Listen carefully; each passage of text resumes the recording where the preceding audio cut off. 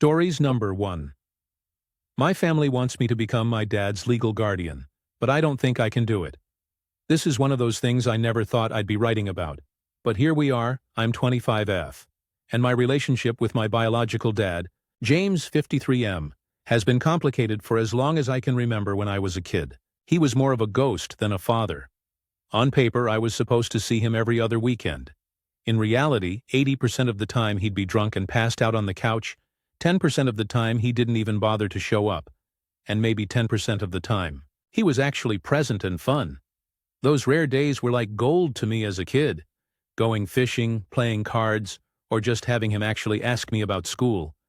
But they were so few and far between that it almost made them harder to hold on to. I came to exactly one school event my entire life. My high school graduation. I remember scanning the crowd, expecting him not to be there, and then suddenly seeing him slumped in the back row, sober for once. That tiny moment has stuck with me because it was one of the only times he actually showed up. Meanwhile, my stepdad, Mark, has been the real father figure. He's the one who went to parent-teacher conferences, helped me with homework, taught me how to drive, and never once missed a school play or soccer game. If you asked me who my dad was in the sense of love and consistency, I'd say Mark without hesitation, but my biological dad, he's been spiraling for years. Addiction, untreated mental health issues, and self-destruction have been his constant companions. His apartment is like something out of a bad reality show. Empty beer cans piled everywhere, cigarette burns. In the furniture, the smell of cat urine and dog poop lingering because he doesn't take care of his pets. I've lost count of how many times he's been hospitalized, either from drinking too much or trying to hurt himself. Every time it happens, the cleanup falls to me and a handful of relatives on his side of the family. We scrub out his apartment, throw away the garbage, feed the pets, restock his fridge, and try to be supportive when he gets discharged. And every single time it feels like déjà vu. He's promised to quit drinking more times than I can count. He's gone to detox and rehab, but it never sticks. His psychiatrist keeps writing him off as fine, which makes me feel like I'm losing my mind. Fine? The man hasn't paid rent in months. He's constantly on the verge of eviction. He can't keep food in his fridge. He wanders between hospitals and his disgusting apartment, like it's a revolving door last year, when he broke his hip. One of my aunts, Linda, got angry with me because I didn't personally bring him groceries and cook for him. I did what I thought was the responsible thing. I called social workers and set up meal services, but he refused the help. Linda told me I was abandoning him, even though I was trying to get him professional support instead of enabling him. That fight has never really gone away. Now my family is talking about going to court to have him declared legally incapable of making his own decisions. Basically, he'd need a guardian to handle his medical and financial affairs. And of course, my uncle Robert suggested that it should be me since I'm his daughter. I know where this is going.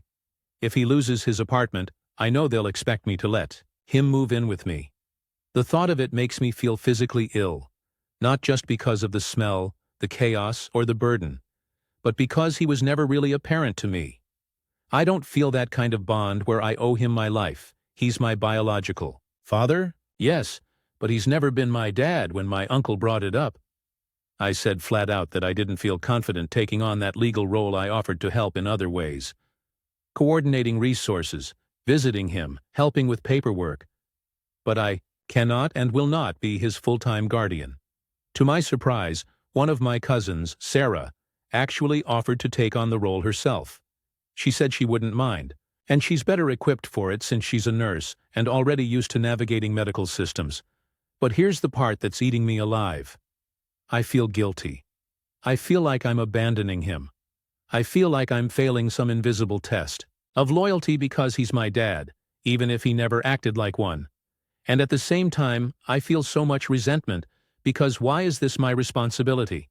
Why is it always me who gets the angry phone calls and the guilt trips when I try to set boundaries? I don't want to be selfish. I don't want to look back in 10 years and feel like I completely turned my back on him. But I also know, deep down, that if I take this on, it will destroy me. Emotionally, financially, mentally, I would drown. I'm only 25. I'm just getting started in life. and I can't be tethered to a man who's been pulling everyone else under with him for decades. My stepdad told me something that's been rattling around in my head. Being someone's child doesn't mean you have to throw your life away for them. You've already given more than you should have had to. So, here I am. My family thinks I'm heartless. I'm terrified they'll cut me off if I say no. But for the first time, I'm starting to believe I have the right to say no update. My family wants me to become my dad's legal guardian. But I don't. Think I can do it? Hi everyone, I didn't expect so many people to read or respond to my original post. I felt like I was just screaming into the void, but reading so many of your comments made me feel like I wasn't crazy for wanting to protect myself, so thank you for that. It's been about 3 weeks since I posted, and a lot has gone down. First, the guardianship conversation became very real. Very fast, my Uncle Robert called me the day after my post, and basically told me that I needed to step up as James's daughter. He tried to guilt me by saying, he may not have been perfect, but he's still your father. When I calmly told him I couldn't take on the role, Robert snapped and said, "So you're fine with him rotting in some state-run facility?" I told him that what I wasn't fine with was sacrificing my life and health for someone who had never done the same for me. It didn't go over well. For a few days, my phone was blowing up. My Aunt Linda, the one who got mad last year when I didn't cook and shop for my dad, left me a voicemail basically calling me selfish and ungrateful. She said things like, "We all pitch in, but you're the one who owes him the most." That line about owing him really burned. Because how do you owe someone who was never there? But here's the twist. Not everyone in the family is against me. My cousin Sarah, who I mentioned in my first post, really came through. She told everyone on a group call that she'd take on the legal guardian role if the court approved, and she meant it. She has experience working as a nurse and dealing with complex medical situations, so she actually understands what the job entails. She also said something that I'll never forget. Guardianship isn't about love, it's about management.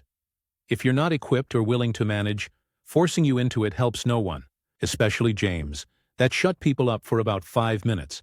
But then my Aunt Linda started crying and saying it wasn't fair, that the daughter wasn't the guardian. Sarah just repeated, "Fair has nothing to do with what's sustainable." I could have hugged her through the phone. The court hearing hasn't happened yet. It's scheduled for next month. But in the meantime, we had a smaller family meeting last weekend. At my Uncle Robert's house. I was dreading it, but I went. My dad wasn't there, still in and out of the hospital, but everyone else was, and it was like walking into a firing squad. Robert opened by saying he wanted everyone on the same page. Translation: he wanted me to change my mind. He went on about family obligations and how this is just what we do for our elders. I stayed quiet at first, but eventually I told them I wasn't budging. I said, word for word, "I will not be my father's guardian." That doesn't mean I don't care. It means I know my limits, and I refuse to drown for someone else's choices. The room went silent. My Aunt Linda rolled her eyes. Robert looked like he was about to explode. But then my stepdad Mark, bless that man, spoke up. He said, "You all need to stop guilt-tripping her. She's been carrying more weight than most of you for years. If you can't see that, then maybe you're the ones who don't understand family." I swear, I almost cried right there. For the first time, I felt like someone actually defended me instead of piling on the aftermath. Linda hasn't spoken to me since Robert sends me passive-aggressive texts, but Sarah and Mark check in on me constantly. And honestly, that's enough. I can live without the approval of people who only see me as a caretaker for a man who was never a father. As for my dad, he called me once from the hospital. His voice was shaky, and he said, "They're saying I might lose my place. I don't want to be a burden." That word, burden, broke me a little. I told him I wanted him to be safe, and that Sarah was stepping up to help. He just sighed and said, "You've already done more than I deserved. I don't know what will happen after the court date. Maybe Sarah will officially take over. Maybe the state will. But I do know this. I feel lighter than I have in years. Saying no didn't kill me. It didn't even end my family, no matter how much they threatened it would. And I think, maybe for the first time in my life, I'm learning that boundaries aren't cruelty. They're survival. Final update. I refuse to become my dad's legal guardian. Hi again. This will probably be my last update because things have finally settled. at least as much as they can. The guardianship court hearing happened last week, and I can't even begin to explain how much weight I've been carrying leading up to it. The weeks between my last post and now felt like one long emotional marathon. My family was still split. My Uncle Robert and my Aunt Linda were adamant that I should step up, while my cousin Sarah and my stepdad Mark were firmly in my corner. The court hearing. The day of the hearing, I took the morning off work. I sat in the hallway outside the courtroom with Sarah, clutching a water bottle like it was a lifeline. Robert was there too, pacing like he was about to argue a murder trial. Linda sat beside him, glaring at me like I'd just abandoned a newborn in the street. When it was our turn, the judge asked the usual questions about James's mental state, his medical history, his history of self-harm attempts, and his lack of financial stability. His social worker testified about how James refused nearly every support service offered to him, but clearly couldn't live independently without putting himself at risk. Then came the big question: who would take guardianship? Robert started immediately, insisting that it should be me because I was the daughter. He actually said, "If blood doesn't mean responsibility, what does?" The judge raised an eyebrow, which gave me a little flicker of hope. Sarah calmly spoke next. She explained her medical background, her willingness to step into the role, and why guardianship is about capability rather than obligation. She also, very gently, mentioned that my dad had not played an active role in my life, and that forcing me into guardianship could cause further emotional harm to both me and him. Finally, the judge asked if I wanted to speak. My heart was pounding so hard, I thought everyone could hear it, but I stood up. I said, "I love my dad in my own complicated way, but I cannot be his guardian. I don't have the emotional capacity or the resources, and if I took on that role, I know it would destroy me. That doesn't mean I want him neglected. It means I want him supported by someone who can actually do it, not just someone who's related by blood." The judge nodded, scribbled some notes, and after a short recess, announced the decision. Sarah would be appointed as James's legal guardian. The aftermath, you'd think that would be the end of it, but of course my family couldn't let it go. Robert stormed out of the courtroom muttering about how family doesn't mean anything anymore. Linda cried so loudly in the hallway that people were staring. But here's the thing. I didn't feel crushed by their disapproval this time. I felt free. Like I had finally broken out of a role I never chose. Sarah hugged me and whispered, "You did the right thing. Don't ever let them make you feel otherwise." Mark took me out for pancakes afterward, and for the first time in months, I ate without feeling like there was a rock in my stomach. My dad. The hardest part came later. When I visited my dad in the hospital to explain the decision, I braced myself for anger, but he surprised me. He looked at me, his eyes tired but clear, and said, "I knew you weren't going to do it, and I'm glad you deserve a life. I messed up mine. Don't let me drag yours down too. It broke me." I cried right there, holding his hand. For all the resentment I've carried, hearing him acknowledge, even a little, that he knows what he's done or hasn't done was healing in a way I didn't expect. Where things stand now, so here's the reality. Sarah is officially the guardian. My dad will likely lose his apartment soon, and she's working with his social worker to find him an assisted living facility. I've offered to help with some visits, maybe bringing him small things he likes. He weirdly loves crossword puzzle books, but I've made it clear I'm not the one managing his life anymore. Robert and Linda are still cold toward me. I doubt those relationships will ever fully recover, and I've made my peace with that. Sarah and I have become closer through this. And Mark? Well, I don't think I'll ever be able to thank him enough for being the steady, supportive father figure I needed. Final thoughts. I came into this whole situation terrified of being seen as selfish, but what I've learned is that selfishness is not the same thing as self-preservation. Saying no doesn't make you heartless. Sometimes, it's the only way to survive. My dad once told me he didn't want to be a burden, and while his choices made him one in many ways, I've realized that I don't have to carry all of it.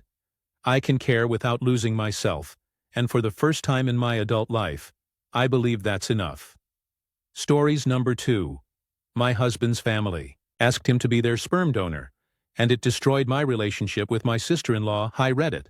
Buckle up because this is messy and has been dragging on for years. 33F have been married to my husband Jason 35M for 8 years. He has a younger sister, Felicity 32F, who is married to Kayla, 34F. They're a lesbian couple, and honestly, before all this happened, I liked them. We weren't super close because they lived across the country, but whenever we got together for holidays, I thought things were cordial. About 4 years ago, Felicity and Kayla decided they wanted to start a family. They approached Jason and asked if he would be their sperm donor. Jason told me about it right away. We talked about it for weeks, what it would mean, how it could complicate family dynamics, whether it was something we were comfortable with. Ultimately, we both agreed it wasn't right for us. It wasn't just about biology, it was about boundaries. Jason himself admitted he wasn't comfortable with the idea of fathering his sister's child. Even if legally and emotionally, he wouldn't be the dad. Here's where things went sideways. When Jason broke the news, to them, he told them it was my decision. He didn't say, "We agreed," or "I'm not comfortable." He told them I didn't want him to. Basically, he threw me under the bus to protect himself from Felicity's temper. And oh boy, did that blow up. The phone call from hell. Felicity and Kayla asked to have a phone call with me to understand my reasons. I agreed, thinking maybe they wanted to talk it through in a healthy way. Big mistake. The call was one of the most toxic, uncomfortable conversations of my life. They didn't want to understand. They wanted someone to blame, and Jason had already served me up on a platter. They called me jealous, controlling, a bad person, and, my personal favorite, that they pitied Jason for being stuck with me. Every reason I gave was met with a rebuttal. If I said it would blur family boundaries, they said I was insecure. If I said Jason himself wasn't comfortable, they said I was lying and manipulating him. At one point, Felicity outright said, "If Jason wasn't with you, we'd already have a baby." I was shaking by the end of that call. I hung up crying and told Jason everything. His solution? Don't worry, we never have to see them again. At the time, it felt like relief. They lived thousands of miles away. Fine, let's cut contact and move on. Fast forward. 3 years. Well, life has a funny way of screwing with you. 3 years later, Jason got a job offer in his hometown. We moved back, and guess who lives in the same city now? Yup, Felicity and Kayla O. And Jason's mom, Linda 62F, is over the moon about her whole family finally being together again. She wants Sunday dinners, birthday parties, holiday traditions, the whole 9 yards. Meanwhile, nothing has changed. With Felicity and Kayla, they never apologized, never acknowledged how cruel they were. They found another donor, had a beautiful baby girl, and seemed to be living their dream life. But the relationship with me?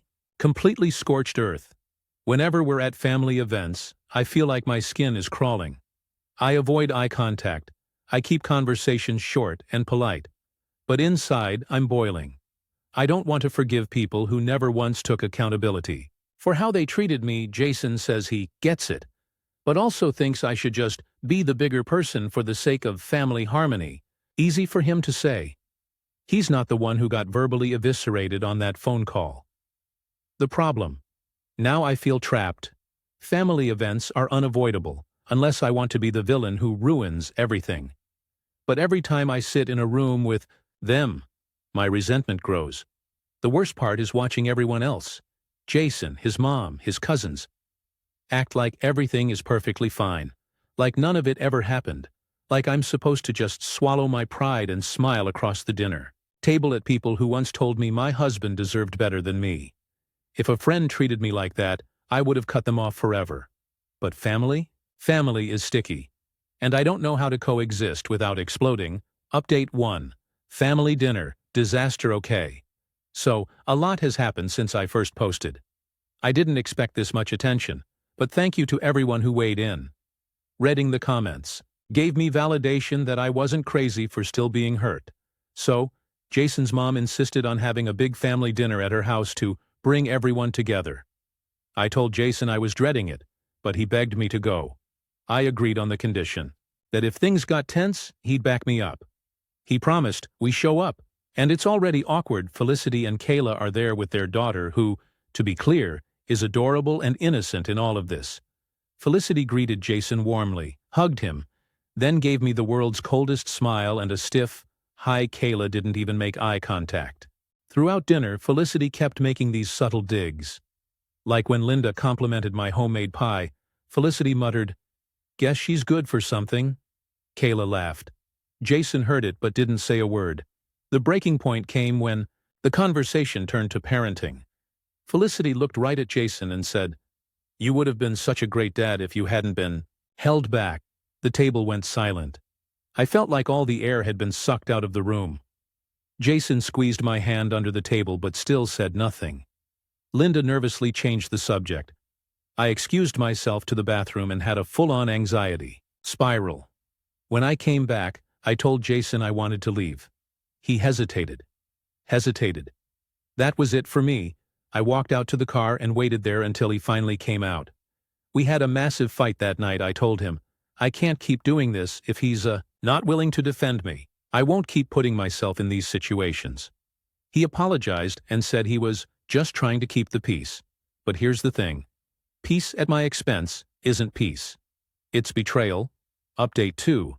Drawing lines after that dinner, I decided. I'm done pretending. I told Jason point blank. I will not attend any event where Felicity and Kayla are present until they apologize for the way they treated me. If that means missing birthdays or Christmas, so be it. Jason was upset but eventually agreed. He said he understands why I feel this way, but he doesn't want to lose time with his niece. I told him he doesn't have to choose. He can go without me. I'm not stopping him. I'm just choosing not to subject myself to people who actively disrespect me. Linda, of course, is furious. She called me and said I was making her choose between her children. I calmly told her I wasn't making her choose anything. I was simply enforcing my own boundaries. And you know what? I feel lighter.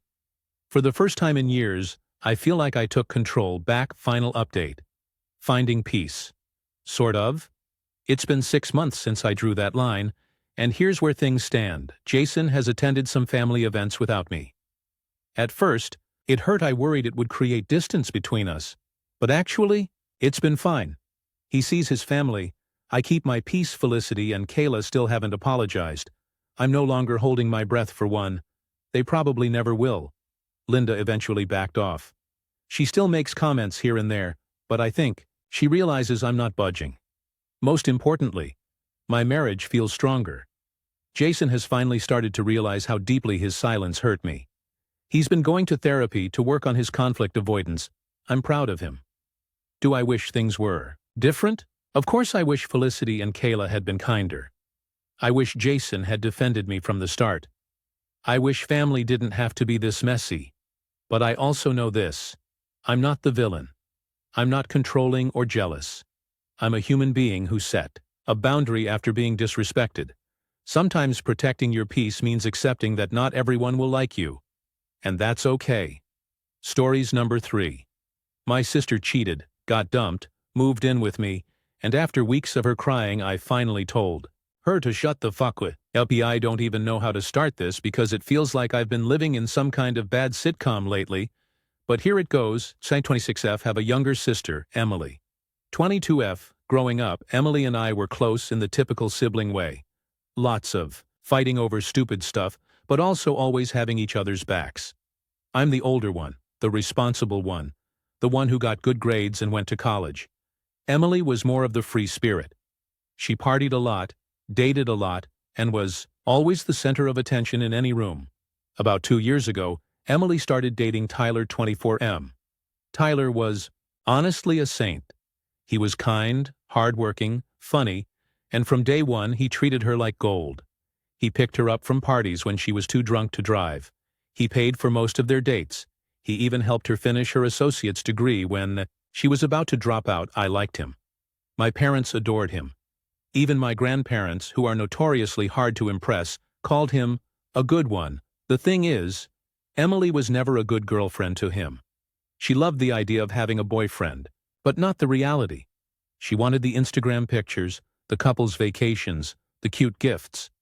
But when it came to the day-to-day stuff, she checked out. Tyler worked full-time and still managed to cook dinner most nights, keep their apartment clean, and take care of their dog, Emily. On the other hand, would post pictures of girls' nights, multiple times a week, and while she'd occasionally run a vacuum or fold some laundry, she exaggerated it to the point of absurdity, like she'd sweep the floor for 5 minutes, then flop on the couch and say, "I'm exhausted. I've been cleaning all day." I bit my tongue. Because, well, she's my sister. Not my business, but then came the cheating. The cheating Emily started hanging out with this girl named Brooke, 23F. Brooke has been friends with Tyler since childhood, like family close. She was always around.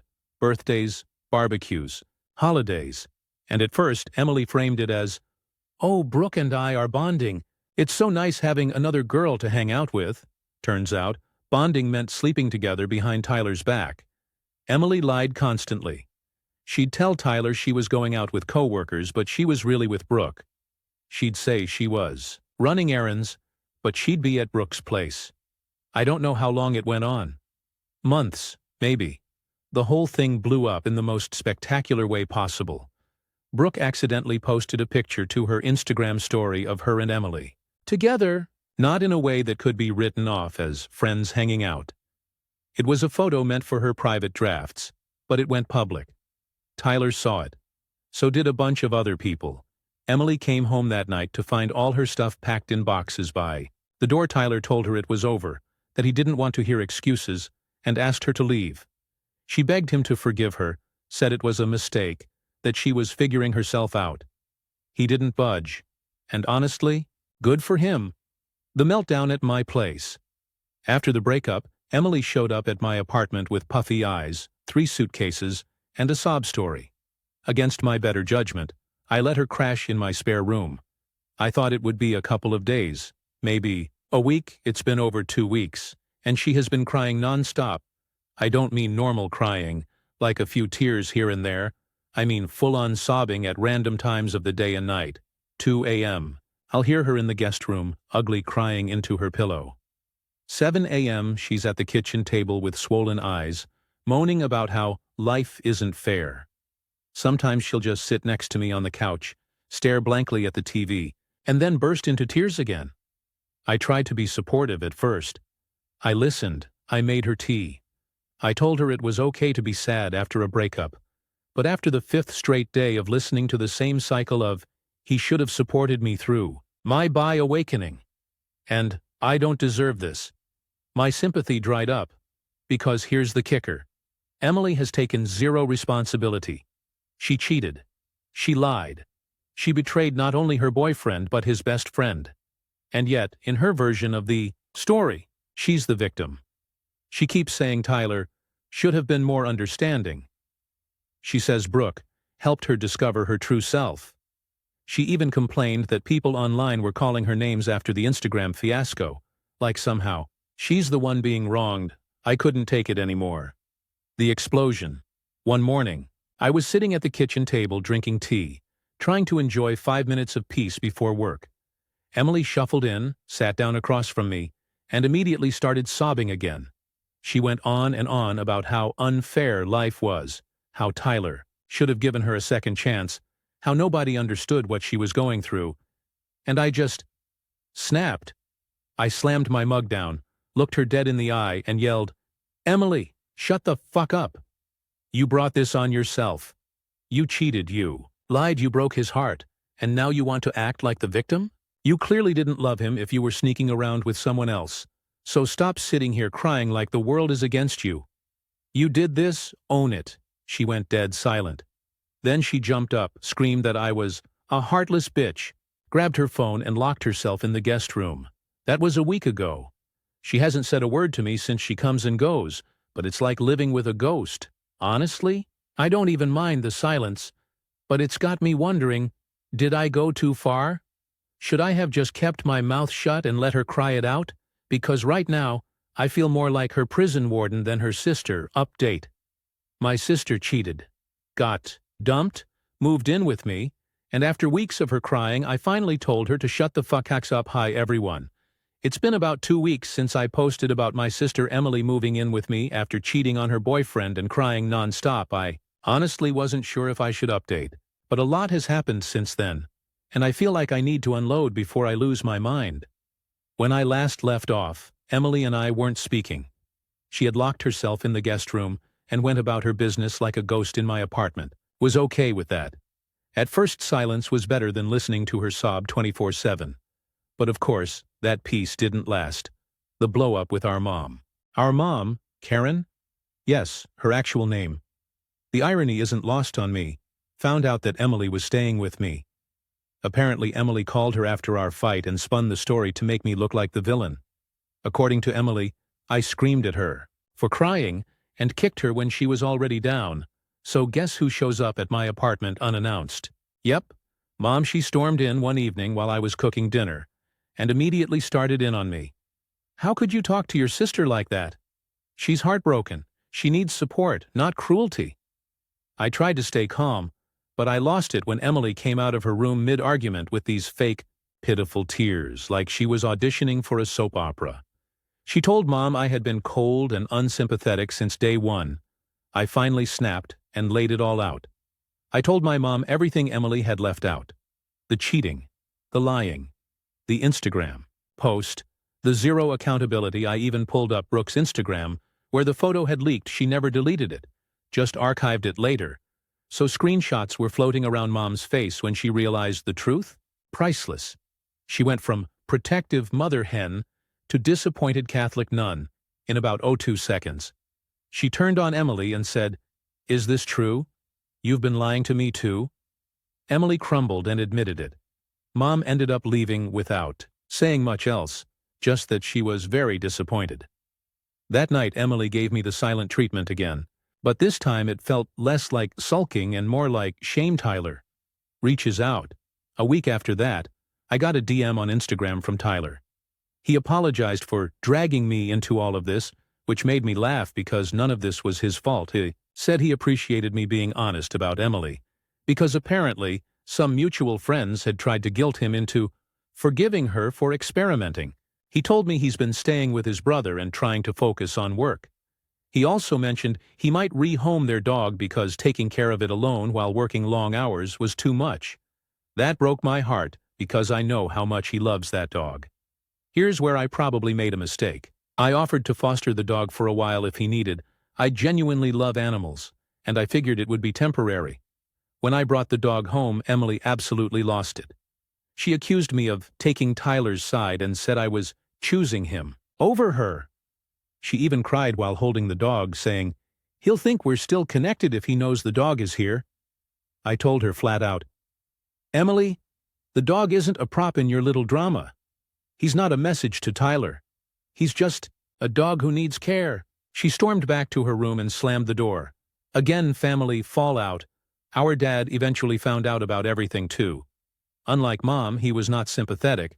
He called Emily selfish and told her she was lucky I even let her stay with me. Now Emily is basically bouncing between me and our parents' house, depending on who she feels less mad at that week. It's exhausting. I've set a deadline. End of this month, she needs to find her own place. She's working part-time at a cafe, but I told her if she can afford to sneak around and party, she can afford a room in a shared apartment. She didn't take that well either, but I'm done enabling. Where I'm at now, I've gotten a lot of DMs since my original post. Some people saying I was too harsh, others saying I was too soft. Honestly, I still don't know where the line is. She's my sister, and part of me will always want to protect her. But the other part of me is so fed up with her endless victim routine that I just want her out of my life for a while. The only thing keeping me sane is that sweet dog curled up on my couch right now. It's like he knows I needed a little emotional support through all this mess. So yeah, that's where things stand. My sister is still crying. My mom is conflicted, my dad is pissed, and Tyler is trying to move on. Meanwhile, I'm over here trying to figure out if being the mean sister is actually just being the only one willing to hold Emily accountable. Final update. My sister cheated, got dumped, cried at my place for weeks. I snapped at her, and it blew up. The whole family. Hey Reddit, it's been a couple of months since my last update, and a lot has changed. Honestly, when I first posted, I thought this was just me venting about being stuck with my sister Emily's non-stop crying after she got dumped. For cheating, I didn't expect it to become a full-blown family drama that ended with major changes for all of us. So, here's how it all went down. Emily finally moved out. After my last update, I gave Emily a firm deadline to find a place. She pushed back at first, accusing me of abandoning her when she needed me most, but I stood my ground. I told her, needing support doesn't mean you get to live rent-free while dumping your mess on everyone else. You need to take responsibility. She cried, of course, but eventually started looking for a roommate situation. 2 weeks later, she moved into a small apartment. With another girl from her cafe job, honestly? Best thing that could have happened. The tension in my apartment immediately lifted. For the first time in weeks, I could actually sleep without hearing muffled sobbing at 2 a.m. The silence felt like freedom. Tyler and the dog. I kept fostering Tyler's dog for about a month. That dog became my little shadow, followed me everywhere, curled up on the bed, and made the apartment feel less heavy. When Tyler came by to pick him up, I'll admit, I got emotional. Tyler looked lighter. Not fully healed, but you could tell he was slowly piecing his life back together. He told me he'd found a new place of his own and was settling into single life. He thanked me for helping with the dog and said, "You've been more of a sibling to me through this than Emily ever was." That hit me hard, because it made me realize just how much damage Emily had caused to someone who genuinely cared for her. The family divide. This whole situation split our family right down the middle. Mom tried to stay neutral, but in her effort to keep the peace, she ended up looking like she was excusing Emily's behavior. Dad was blunt as always. He told Emily flat out, "You made your bed. Now lie in it." He's civil with her, but no longer goes out of his way to rescue her when she messes up. Me? I've kept my distance. I still text her occasionally, but I'm not her emotional crutch anymore. At a family dinner last month, Emily tried to bring up her breakup again, and Dad shut it down immediately. He said, "We've heard enough. Start focusing on your future instead of wallowing in the past." It was the first time I saw her speechless. Emily and Brooke, the best friend she cheated with. This is the part I didn't see coming. Emily and Brooke didn't even last 2 months. Apparently, Brooke got bored once the forbidden part was gone. She started seeing someone else and ghosted Emily.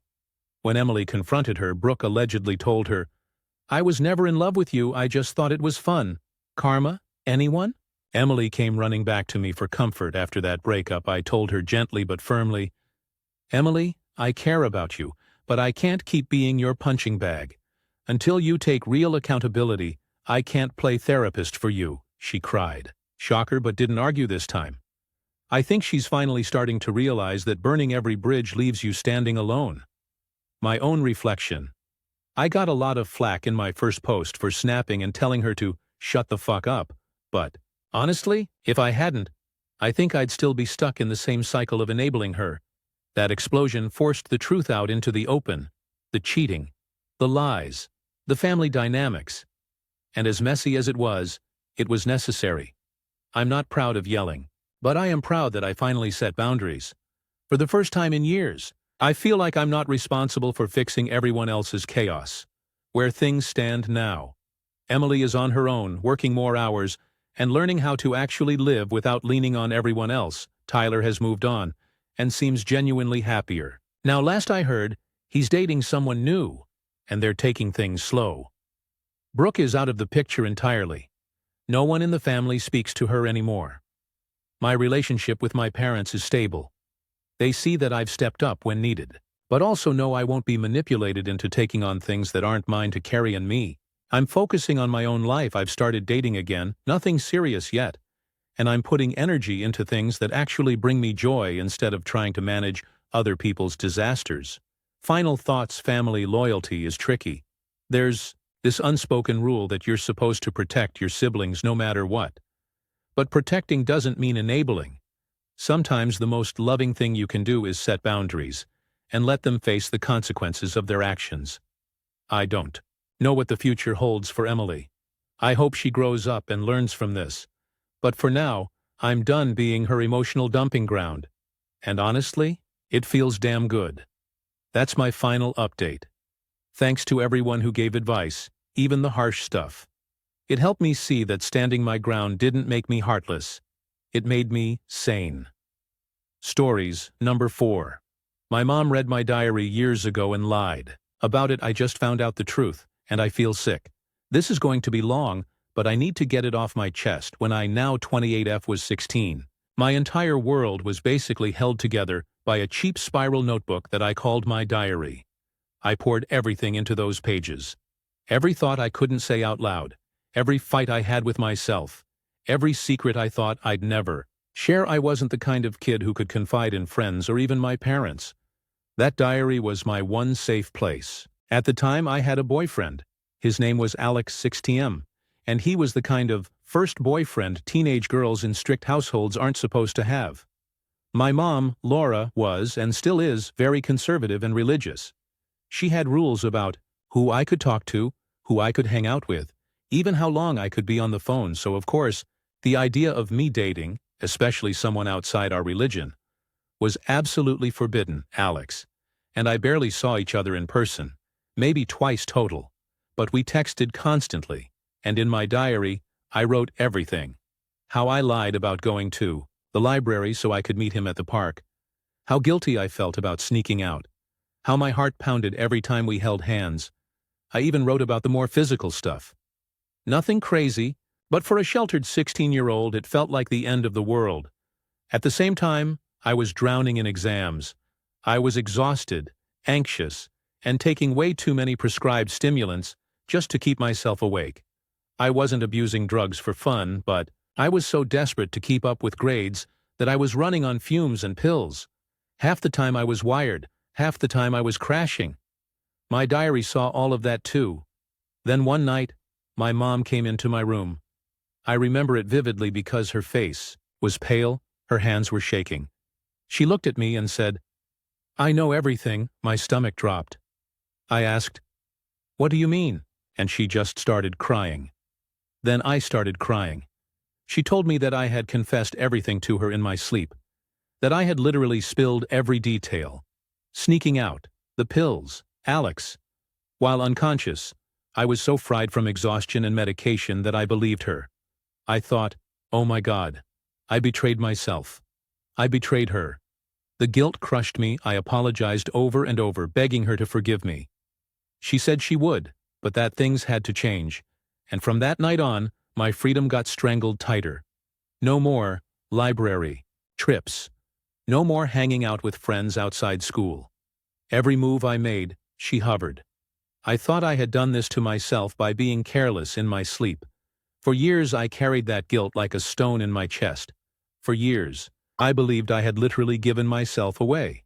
The discovery fast forward to, now I'm 28, living in a different city. But I was back home for Labor Day weekend. My mom asked me to help her set up her new phone and transfer photos from her Google account, and that's when I saw them buried in her albums, mixed in with family BBQs and Christmas pictures, were photos of my diary pages, page after page, photographed, time-stamped from when I was 16. My handwriting, my words, my secrets. She hadn't caught me sleep-talking. She had snooped through my room, read my diary, photographed it, and then gaslit me into believing I had confessed. I felt sick. I closed the app quickly, pretending I hadn't seen anything, but my hands were shaking so badly, I almost dropped the phone. I excused myself, went to the bathroom, locked the door, and just sat on the floor for 20 minutes, staring at the tiles, how it broke. Me, the worst part isn't even the betrayal. It's the ripple effect. That diary was my one safe place, and she took it. She stole it. She made me feel like I couldn't trust myself, and ever since then, I haven't been able to keep a journal. The act of writing, the thing that used to help me process, to keep me alive during the darkest parts of my teenage years, is gone. I literally flinch at the thought of someone reading my words, and now I know it wasn't even my fault. I didn't betray myself. She betrayed me, but for 12 years, I've carried guilt for something that was never mine to carry. Do I confront her? Part of me wants to throw it in her face, to tell her I know she lied, to scream at her for stealing something so sacred, and then manipulating me into silence. But another part of me thinks, what's the point? It's been over a decade. If she didn't respect my privacy at 16, will she respect my feelings at 28? I don't even know what I'd get out of it. Closure? Anger? More gaslighting? Right now I just feel hollow, like a piece of my teenage self has been violated all over again. Ed 1. Clarifications. A lot of people asked in DMs if I was addicted to pills back then. No, I wasn't popping random stuff for fun. They were prescribed stimulants, and my mom knew about them. I was on insane doses because I physically could not stay awake and function without them during exams. She was aware. Also, yes, she really did clamp down on my freedom after that. For all of high school, I wasn't allowed to hang out with friends outside of school. No sleepovers, no parties, nothing. She used my confession as justification for controlling me even harder. Update a week later, so I confronted her. I didn't plan it, but the guilt was eating me alive. One night after dinner, I just blurted it out. I said, "I know you read my diary. I saw the pictures. You lied to me." She froze. Then she tried to deny it. "What pictures?" she asked. I told her I saw them on her Google Photos. Her face went red, and she started crying. She said she only did it because she was worried about me, because she thought I was going down a bad path with the pills. "And Alex," she said, "I was trying to protect you." I told her that what she actually did was break me. That I stopped journaling, that I lived with guilt for over a decade because of her lie. I told her she ruined the one place I felt safe. She cried harder and said she didn't know it would have that effect. Then she said the words that gutted me. "I don't regret it. I'd rather betray your trust than risk losing you." That's when I realized there's no winning here. She'll never see it as wrong. She'll never admit she violated me. She'll always justify it as love, so I just said, "Then we're done talking about it." And I left final thoughts. Don't feel better. If anything, I feel heavier. But at least I know the truth now. At least I know I didn't betray myself. And maybe, just maybe, I can try to start journaling again, for me. Not for anyone else, even if it's on password-locked Google Docs this time. Second update 6 months later. Hi again. I wasn't sure if I'd ever post here again, but I feel like a lot of people who reached out to me deserve an update. 6 months have passed since I confronted my mom about reading my diary and lying about it. To be honest, things between us have never gone back to normal, and I don't think they ever will. For the first few weeks after the confrontation, I barely spoke to her. Phone calls were short and tense. If she tried to bring it up, I shut it down. She apologized, in a vague, half-hearted way once. "I'm sorry if that hurt you," but she still insisted she did what she had to do as a parent. And every time she said that, I felt that same knot of rage twist tighter in my chest. I realized I couldn't keep waiting for an apology that wasn't coming, so I did something for myself. I started therapy and healing at first. Therapy was brutal. I sat across from a woman named Erin, a no-nonsense therapist with the kind of calm voice that makes you feel safe and exposed at the same time, and just spilled everything.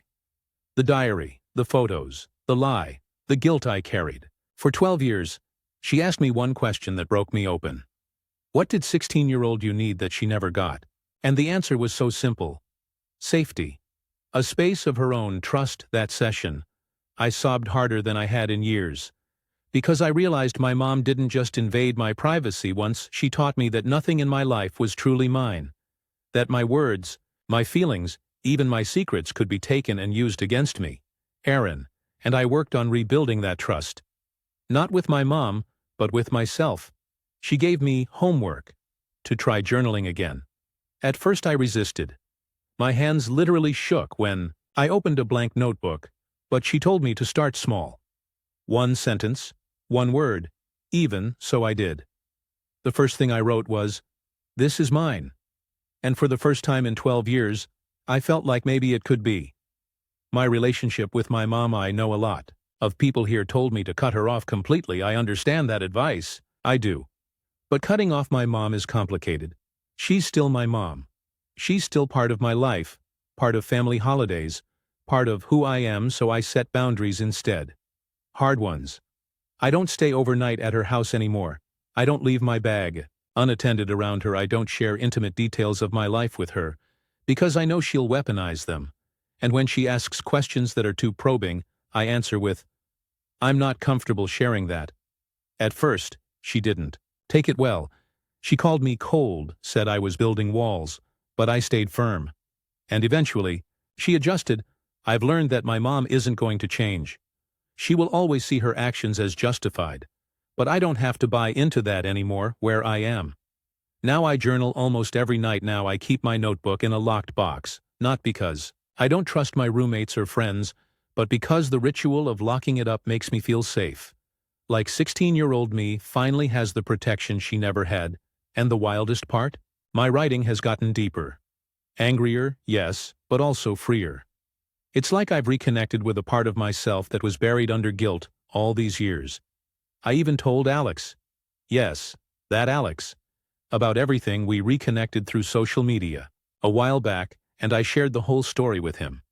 He was shocked, angry on my behalf, and weirdly, it helped. Because for so long, I thought I had ruined everything with my own stupidity. Hearing him say, "You didn't deserve that, none of it was your fault," felt like lifting a weight I didn't know I was still carrying. Final thoughts. I wish I could say everything is perfect now, that my mom and I had a tearful reconciliation, and she admitted she was wrong. But that's not real life. What's real is this: I know the truth now. I've stopped blaming myself. I reclaimed journaling, one page at a time. And I've learned that sometimes protecting your peace means drawing boundaries that hurt at first, but heal in the long run. 16-year-old me deserved better. I can't go back and give it to her. But 28-year-old me can finally stop carrying her shame, and that's enough. Final update, 10 years later. Hey Reddit. I wasn't sure I'd ever come back to this account, but I got an email notification about the old posts and, well, I figured maybe a final update would bring closure. It's been 10 years since I first wrote about discovering that my mom read my diary and lied about it. I was 28 then, still raw and trying to untangle the guilt from the betrayal. I'm 38 now. A lot has happened where I am. Now I'm married to someone who actually gets me. His name is Mark, and one of the first things I told him when we got serious was, I need privacy sometimes, and I need that privacy to be respected. I expected him to look at me like I was dramatic, but he just nodded and said, "Of course everyone deserves that, reader." I cried that night. We now have a 6-year-old daughter, and I swear to God, being a parent has reframed everything for me. When I look at her, I can't imagine rifling through her thoughts, stealing her words, and then lying to her face about it. Parenting is about guiding, yes, but it's also about trust. And when I picture myself doing to her what my mom did to me, it makes me sick. So I've promised myself, I'll never break her trust that way. My relationship with my mom. This is the part most people are probably wondering about. The truth is, it's complicated. For a long time, I kept her at arm's length. Polite phone calls, holiday visits, surface-level updates, but never the real, raw parts of my life. She never really apologized in a way that mattered. She still maintains she did what she had to do to protect me, and that if she hadn't, I would have gone off the rails. But here's what I've learned with age. You don't need someone else to validate your pain for it to be real. Her refusal to apologize doesn't erase what she did. It just confirms who she is. So I've accepted it. My mom will never be the person I wish she was. And that's okay. I've built my own family, my own community, my own sense of safety. What changed for me? I journal every single day. I have shelves of notebooks now. Some are messy, some are neat, some are just lists of things I don't want in my head anymore. But they're mine.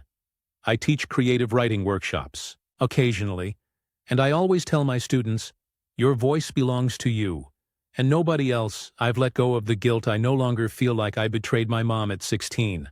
I was just a kid. I deserved safety, and I didn't get it. That's on her, not me. And strangely, I've even found some forgiveness. Not the kind where you sweep it under the rug and pretend it didn't happen, but the kind where you say, yes, you hurt me. No, you never owned it. But I won't let that wound define me anymore. Final thoughts. There's anyone out there reading this who's young and feels like their privacy was stolen, whether by parents, partners, whoever, please hear me. You didn't deserve that. You don't need to carry the shame for someone else's betrayal. I thought I'd never write again. Now writing is my whole world. I thought I'd never feel safe again. Now I've built a home where safety is sacred. 16-year-old me thought her voice was gone forever. 38-year-old me is finally speaking. Loudly, clearly, unapologetically. And that, more than any apology my mom could have given, is the closure I needed. Stories. Number 5. My husband deleted all his social media apps right before his surgery, so I don't usually post things online. But this one has been eating at me for days, and I just need some outside perspective. I'm Emily, 32F, and my husband is Ryan, 34M. We've been married 7 years, together almost a decade, and we have 2 kids, Maddie 6 and Ethan 3. Overall, I'd say we have a good marriage. Not perfect, but solid. But last week shook me in a way I didn't expect. The hospital night. Ryan's had chronic kidney issues since his early 20s. He manages with meds, diet, and regular checkups, but every now and then, he has a flare-up. This one was bad. He woke me up at 1 a.m. doubled over, pale, clutching his lower back. He kept saying the pain was worse than anything he's felt before. I drove us to the ER at 2 a.m. The triage nurse got him in immediately, and after some tests, the doctor said he needed a procedure under general anesthesia to place a stent. Nothing life-threatening, but still serious. So I'm already anxious, tired, and just trying to keep it together. He hands me his wallet, wedding ring, and phone before they wheel him back. Normal, right? Well, that's when things got weird. The missing app's eye was sitting in the waiting room, clutching his phone like it was a lifeline. He's always been glued to social media, especially Instagram. He posts gym updates, goofy selfies with the kids, even late-night memes. He's also one of those people who keeps Messenger and Snapchat streaks alive. So when his phone lit up with notifications, I unlocked it just to see if any were from family. His mom, Linda, 60F, had texted asking for updates. My sister, Kate, 28F, wanted to know if she should come sit with me. Totally normal. But then I noticed something. All his social media apps were gone. Instagram, Facebook, Snapchat, even Twitter. Deleted, like, not just logged out. Deleted. They were absolutely on his phone. Just the day before.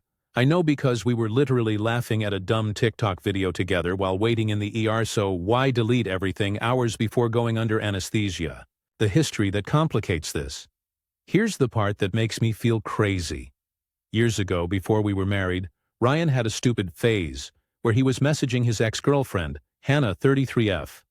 Nothing physical, but the messages were flirty and inappropriate. I found them, confronted him, he apologized, and we went to counseling. He promised it was over, and as far as I know, it has been still. When I saw those apps missing, my stomach dropped. Was he trying to hide something before being unconscious? Did he think I'd snoop? Why now, of all times? The waiting room spiral. The surgery only took about 2 hours, but it felt like 10. Sitting there in the harsh fluorescent lights, scrolling his phone to distract myself, I kept overthinking, was he DMing someone again? Did he delete the apps because of guilt? Or was it something totally innocent, like wanting to unplug for mental health? I was literally bouncing my legs so hard a nurse asked if I needed water. When they finally wheeled him out, he was groggy and pale but awake. I wanted to ask him right then, but it felt wrong. He just went through surgery. His body was full of anesthesia. I didn't want to sound accusatory while he was still recovering, at home. The next day, when we were home and he was resting on the couch, I kept glancing at his phone on the table. He had re-downloaded Facebook and Instagram, but not Snapchat. Didn't say anything, but the questions were screaming in my head that night. After the kids were asleep, I sat down next to him. Hey, I started gently. I noticed you deleted all your apps before surgery. Is everything okay? He looked at me for a second, then shrugged. Oh yeah, I just didn't want to be distracted. I wanted to go in with a clear head, you know. I nodded, but it felt rehearsed. Like he'd thought about what to say. Why'd you re-download some of them then? I pressed, I don't know. Habit, I guess, Emily. I wasn't hiding anything, I don't want to waste my life glued to my phone all the time. That's all. It sounded reasonable. But it didn't sit right. My paranoia versus reality. The thing is, Ryan isn't a digital detox type of guy. He thrives on posting gym updates and bantering with friends. Him suddenly deleting everything without a word, right before surgery. It's not in character. And then my brain goes straight back to Hannah. I hate that. I hate that her name still makes me feel sick years later. I hate that I'm second-guessing the man who sat up with me through 2 C-sections and makes me tea when I have migraines, but also, I can't ignore that knot in my chest. The family. Of course, my mom and sister say I'm overthinking because I was stressed about the surgery. Kate even laughed and said, "Emily, maybe he just didn't want you doom-scrolling while he was under." But my best friend Sarah 31F had a different reaction when I told her. She raised her eyebrows and said, "Girl, that is shady. I'd ask him point blank. Better to know than stew on it." So now I'm torn. Where I am now, it's been almost a week. He's healing. The kids are happy. Life is back to semi-normal, but in my head, I keep circling back. Why delete all the apps at once? Why not tell me? Why re-download some but not others? Maybe I am paranoid. Maybe the timing just amplified everything, but part of me feels like I'd be stupid not to pay attention to my gut. I don't want to accuse him unfairly, but I also don't want to be blindsided again, like I was with Hannah, so here I am, typing this at midnight while Ryan snores softly beside me, wondering if I should let it go or press harder. Because right now it feels like I'm the only one Update. My husband deleted all his social media apps right before his surgery. Hi everyone, it's Emily again. Thanks to everyone who read and commented on my original post. I didn't expect it to get so much attention, but reading your responses helped me sort out what was anxiety versus what were genuine red flags. A few people told me I owed it to myself and my marriage to get clarity, not just stew on it forever, so I did. And it's been a ride. How I brought it up again. I sat on it for about 10 days. Ryan was healing well from the procedure, back to work part-time, and the kids were in their routine. I tried to let it go, but every time he picked up his phone, I found myself glancing at it. Every time I saw him scrolling Instagram, I wondered why he'd deleted it in the first place. Finally, one night after the kids were asleep, I told him, "Ryan, I need to ask you again about deleting your apps before surgery. I don't want to fight, but it's been stuck in my head." Sighed, put his phone down, and looked at me. I told you already I didn't want to waste time on my phone." I said, "But you re-downloaded them almost immediately. That doesn't make sense.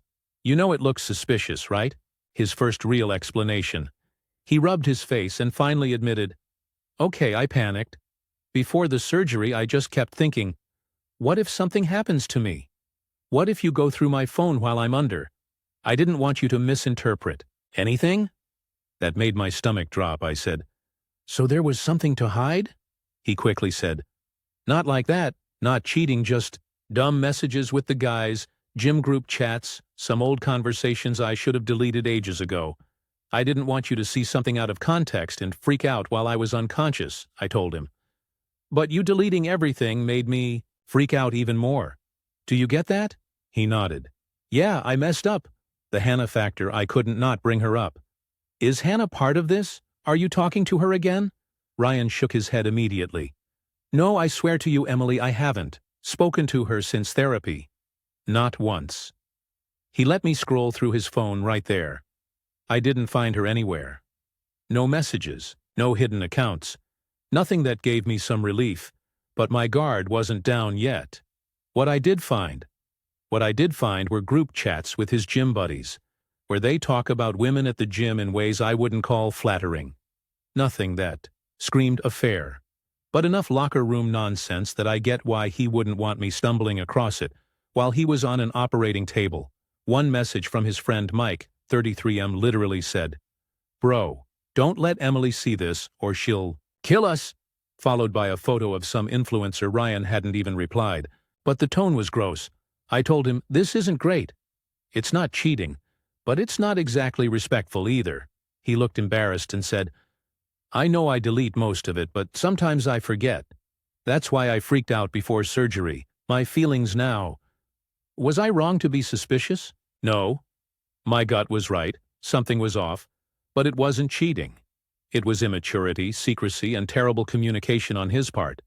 I told him point blank, "If you ever delete apps or hide things again, I will assume the worst. I can't go through another round of second-guessing.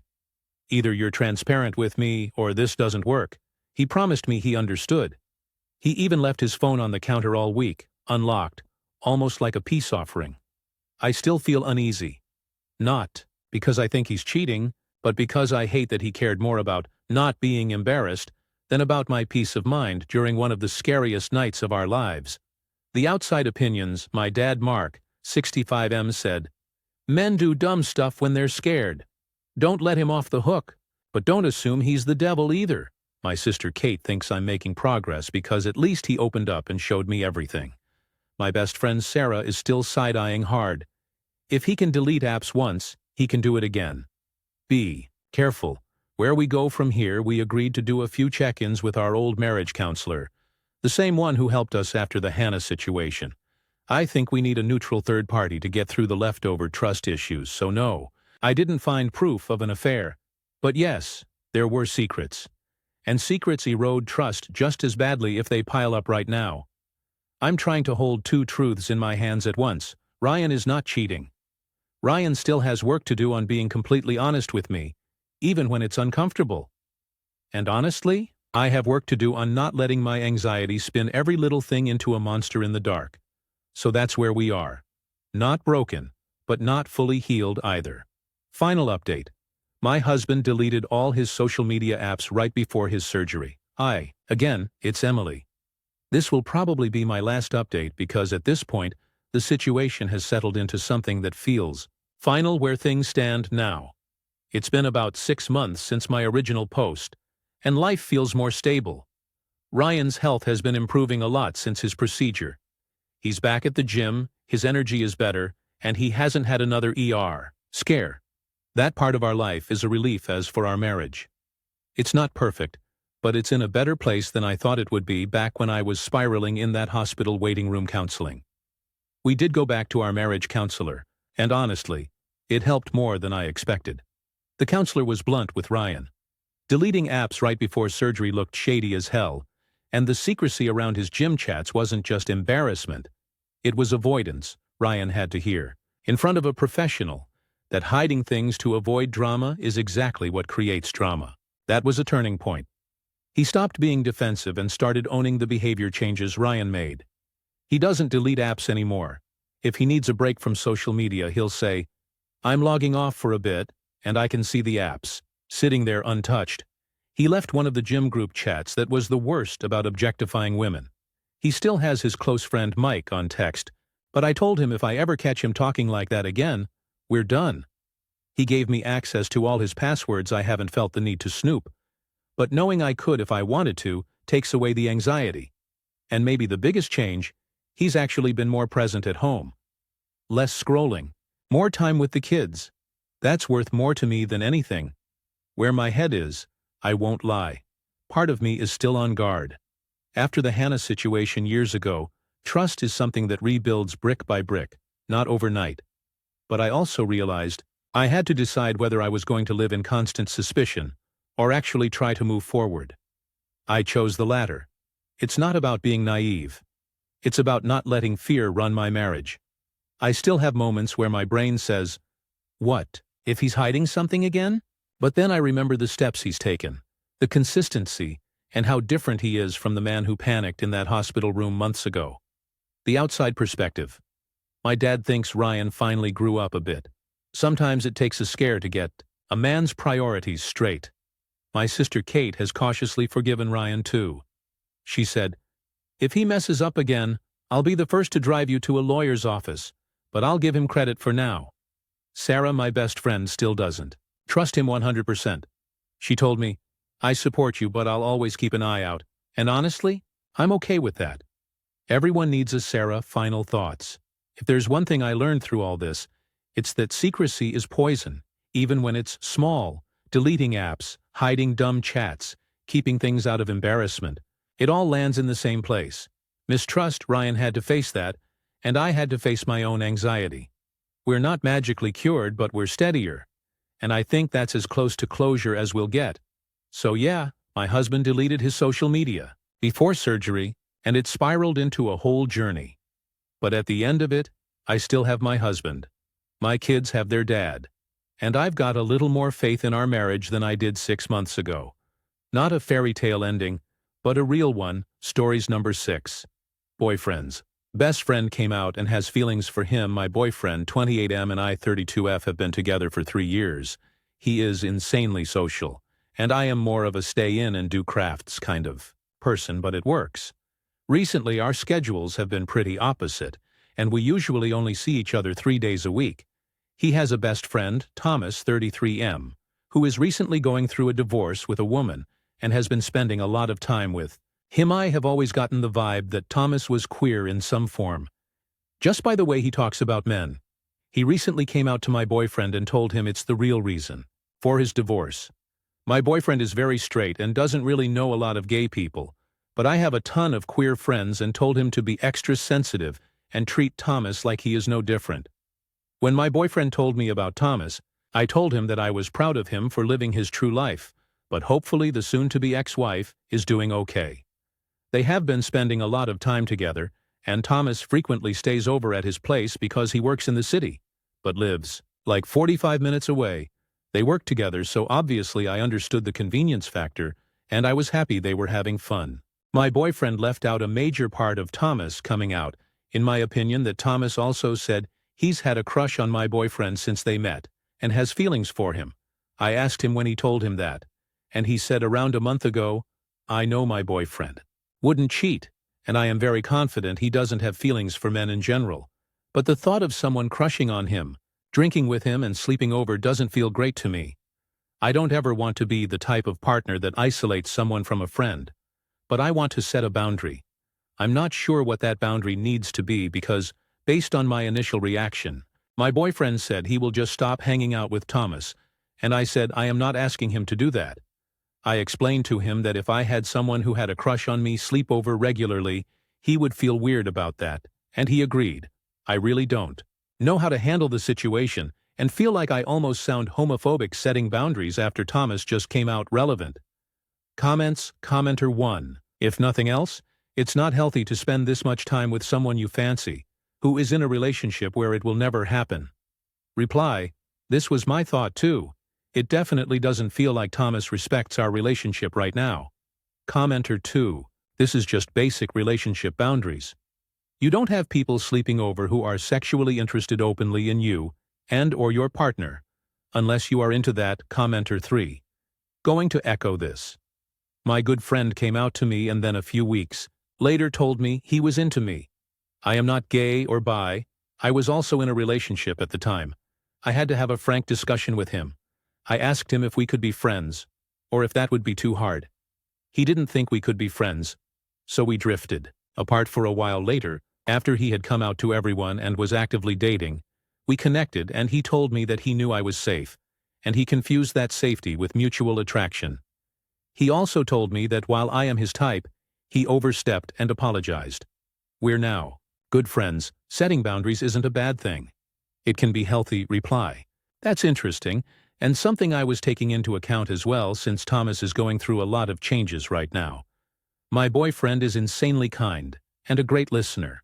So maybe Thomas is confusing some of his romantic feelings with safety. Commenter 4. I get the impulse on a boundary, but it's not your place, it's his. Tell him you're uncomfortable, sure, but don't also set the rules. See what rule he sets and then talk about it. The rules will cause a wedge if you set them, but he'll thank you for supporting him if he sets the same rule for himself. Respect your partner's autonomy, even though it's challenging here. Reply. Thank you for this. One things I love about our relationship is we don't try to control each other and respect each other's lives outside of one another. I think my boyfriend can be a bit of a people pleaser and literally just laughed and said, "Sorry, I am not into dudes." When Thomas confessed his feelings, I hope he has a deeper discussion with Thomas about these feelings he has and what that means for their friendship moving forward. Commenter 5. How could that be his best friend and he didn't know he was gay all this time? Reply. I think Thomas played the straight guy for a long time. He's been married to a woman for like 8 years, so I guess it could have been overlooked. Update. A few of you asked for an update, so here it goes. Some of you thought my boyfriend was secretly gay. Some of you thought I was a controlling paranoid bitch. But majority of you told me I just need to have a long talk with my boyfriend, and that is what I did. I work at a cafe a few blocks away from my boyfriend's place, and luckily they let me have an hour-long break. So I got my boyfriend a breakfast sandwich, and told him we really need to talk about Thomas. He responded with, "Yes, we definitely do." I told him that, I know he is not a cheater, and I don't think anything would happen between the two of them. But Thomas always sleeping over when I am unavailable is making me uncomfortable. He told me Thomas was making him uncomfortable too, and he just hasn't taken the time to process all of this. He told me that he had a story from his childhood that he was deeply ashamed of. Basically, his good childhood friend came out to him freshman year and also said he had feelings for him. He responded very badly and told him to never talk to him again. He said his friend ended up quitting sports and getting severely depressed, and when he tried to apologize after high school, the friend told him he does not accept it. My boyfriend had tears in his eyes, telling me this, and said that he will never forgive himself for acting so cruel. Then broke down the exact conversation he had with Thomas. He said he was telling Thomas about a fun day we had at this local fair, and how on the Ferris wheel he was looking at me and realized he wants to spend the rest of his life with me. He said Thomas gave him a strange look and told him he needed to tell him something. Thomas told him that the reason he is getting divorced is because he is gay and was never attracted to his wife. That's when he proceeded to tell my boyfriend that he is insanely attracted to him, and he's his exact type of man. My boyfriend said he tried to respond basically opposite of his freshman self, and just thanked him for being honest and open about himself. My boyfriend told me he realizes he should have told him explicitly that he doesn't feel the same, but figured he would know. That based on the way he talks about me, one thing I had completely forgotten about is that Thomas is technically his boss now. I remember us all celebrating his promotion, but didn't put it together that he was his boss now.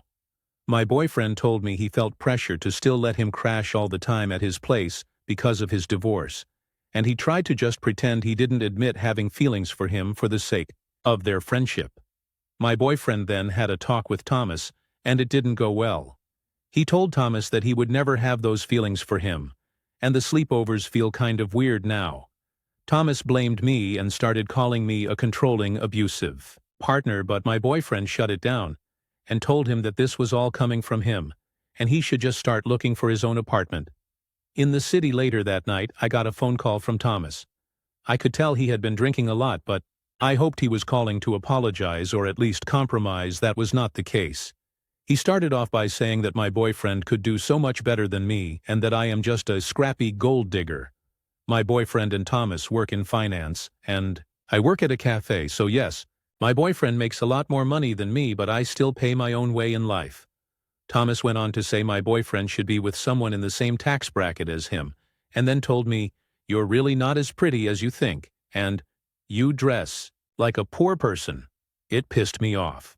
So I told him he sounded like a snob douchebag, and he's only saying this because my boyfriend basically rejected him. He then told me that if he would have made a move at the right time, he could have convinced my boyfriend to cheat, which I found insanely creepy. He then started going off on a misogynistic rant about how women are just trying to trap all the attractive men, and we are all horrible, blah blah blah. I ended up hanging up on him. I immediately called my boyfriend and he was pissed. I actually have never heard my boyfriend so mad, but he told me that Thomas is a creepy weirdo, and he feels so gross that he was best friends with him for years. I told him he might want to have a talk with HR just to be safe, so that Thomas doesn't retaliate, and that the whole thing is insanely inappropriate, especially because it's his boss. I feel so bad for my boyfriend because he's lost his best friend, and now his job will be fucking weird at the very least. The thing about my boyfriend is he loves his job and takes it very seriously. At first I felt like part of this was my fault, but after reflecting, I am happy I brought it to light, because it sounded like Thomas was basically planning to sexually assault my boyfriend after a drunken night.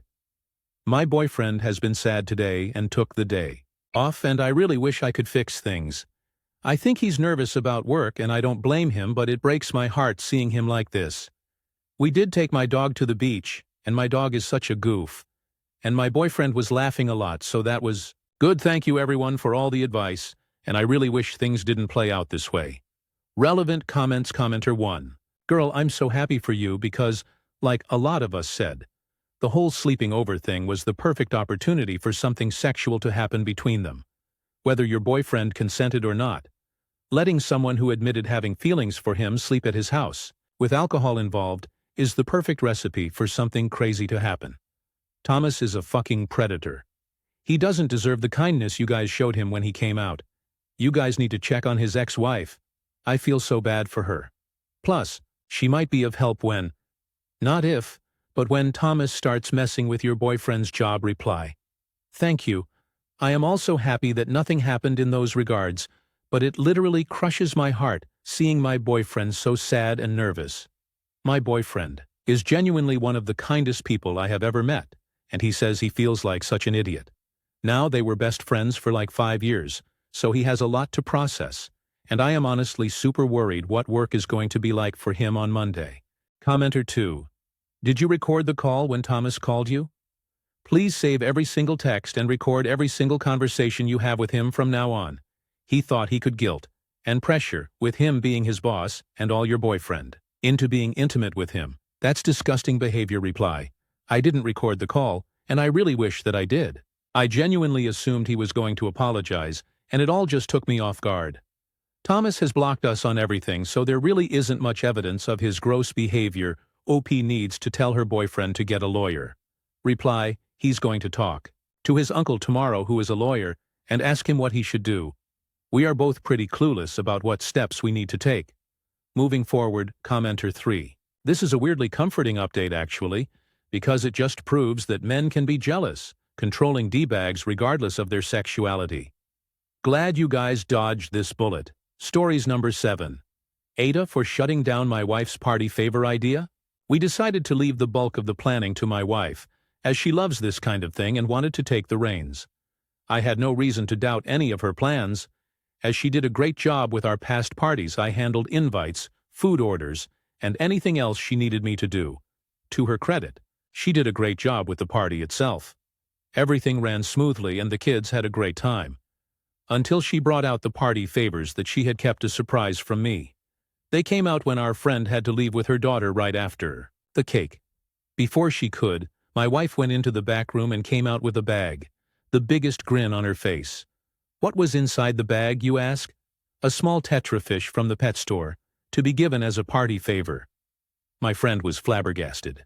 Her daughter's face beamed with excitement at the sight of her new pet. Mommy, I've always wanted a fish. My friend was at a loss for words, only glaring at me. She declined the fish, walking out of the party while her daughter clung to her, throwing a tantrum about turning down her new pet. Obviously, the chaos caused a scene, as all the children now knew about the fish. Every single parent in the room was pissed, glaring, muttering, the whole works. What are we going to tell our kids? Great. Now I have to get a fish tank. Most parents obliged and reluctantly accepted the fish. The whole time, my wife was elated at the sight of the happy children, oblivious to how their parents reacted. We ended up having to take a few fish home that had been turned down, meaning we also had to buy a tank. My wife couldn't understand why anyone would pass up a wonderful 50-cent fish. She grabbed this morning from PetSmart fast forward to now, 1 year later. It's a month away from my son's 8th birthday party, and my wife broached the topic of party favors. She exclaimed that we should hand out fish again. The kids loved it. It was a hit last year. I do not want to go through this again. Several of my friends who were at the party complained about having to take care of these fish, being put in a situation where they felt pressured to accept the gift to avoid upsetting their child. They had never received such a ridiculous party favor, and they wouldn't be attending if this was the case again. Not to mention, this feels horribly abusive to the fish, who now have owners who don't want them. My wife brushed all of this off, saying that the parents were being selfish for not thinking about what makes the kids happy. She apparently didn't notice anyone upset at the party, only focusing on how the kids felt. She's calling me controlling, saying she doesn't even want to plan the party if she can't have this her way. All of her small group church friends agree with her. I don't want to upset my friends by putting them in an unfair situation, but I don't want to upset my wife, because she truly does enjoy putting these events together. So Reddit AITA for telling my wife not to buy party favor fish. Some of the comments by OOP. Somebody says to create a group chat with the parents from the party and ask them to be honest about the fish. I really love this idea. I think it's a great way to encourage her to listen to other people's opinions on the matter, but I doubt she would take it well. Either way, I think she needs to know. I believe she is being selfish, and this is discouraging my son's friends from coming to this party. It's very unfair to him. Tamagotchis, I remember those and loved them. That would be a great compromise to answer your question. Yes, 2 out of 3 of the fish have survived. Thanks to me, she didn't take care of them. Her church group always sides with her on everything, no matter. How absurd. It seems to be enabling this kind of behavior.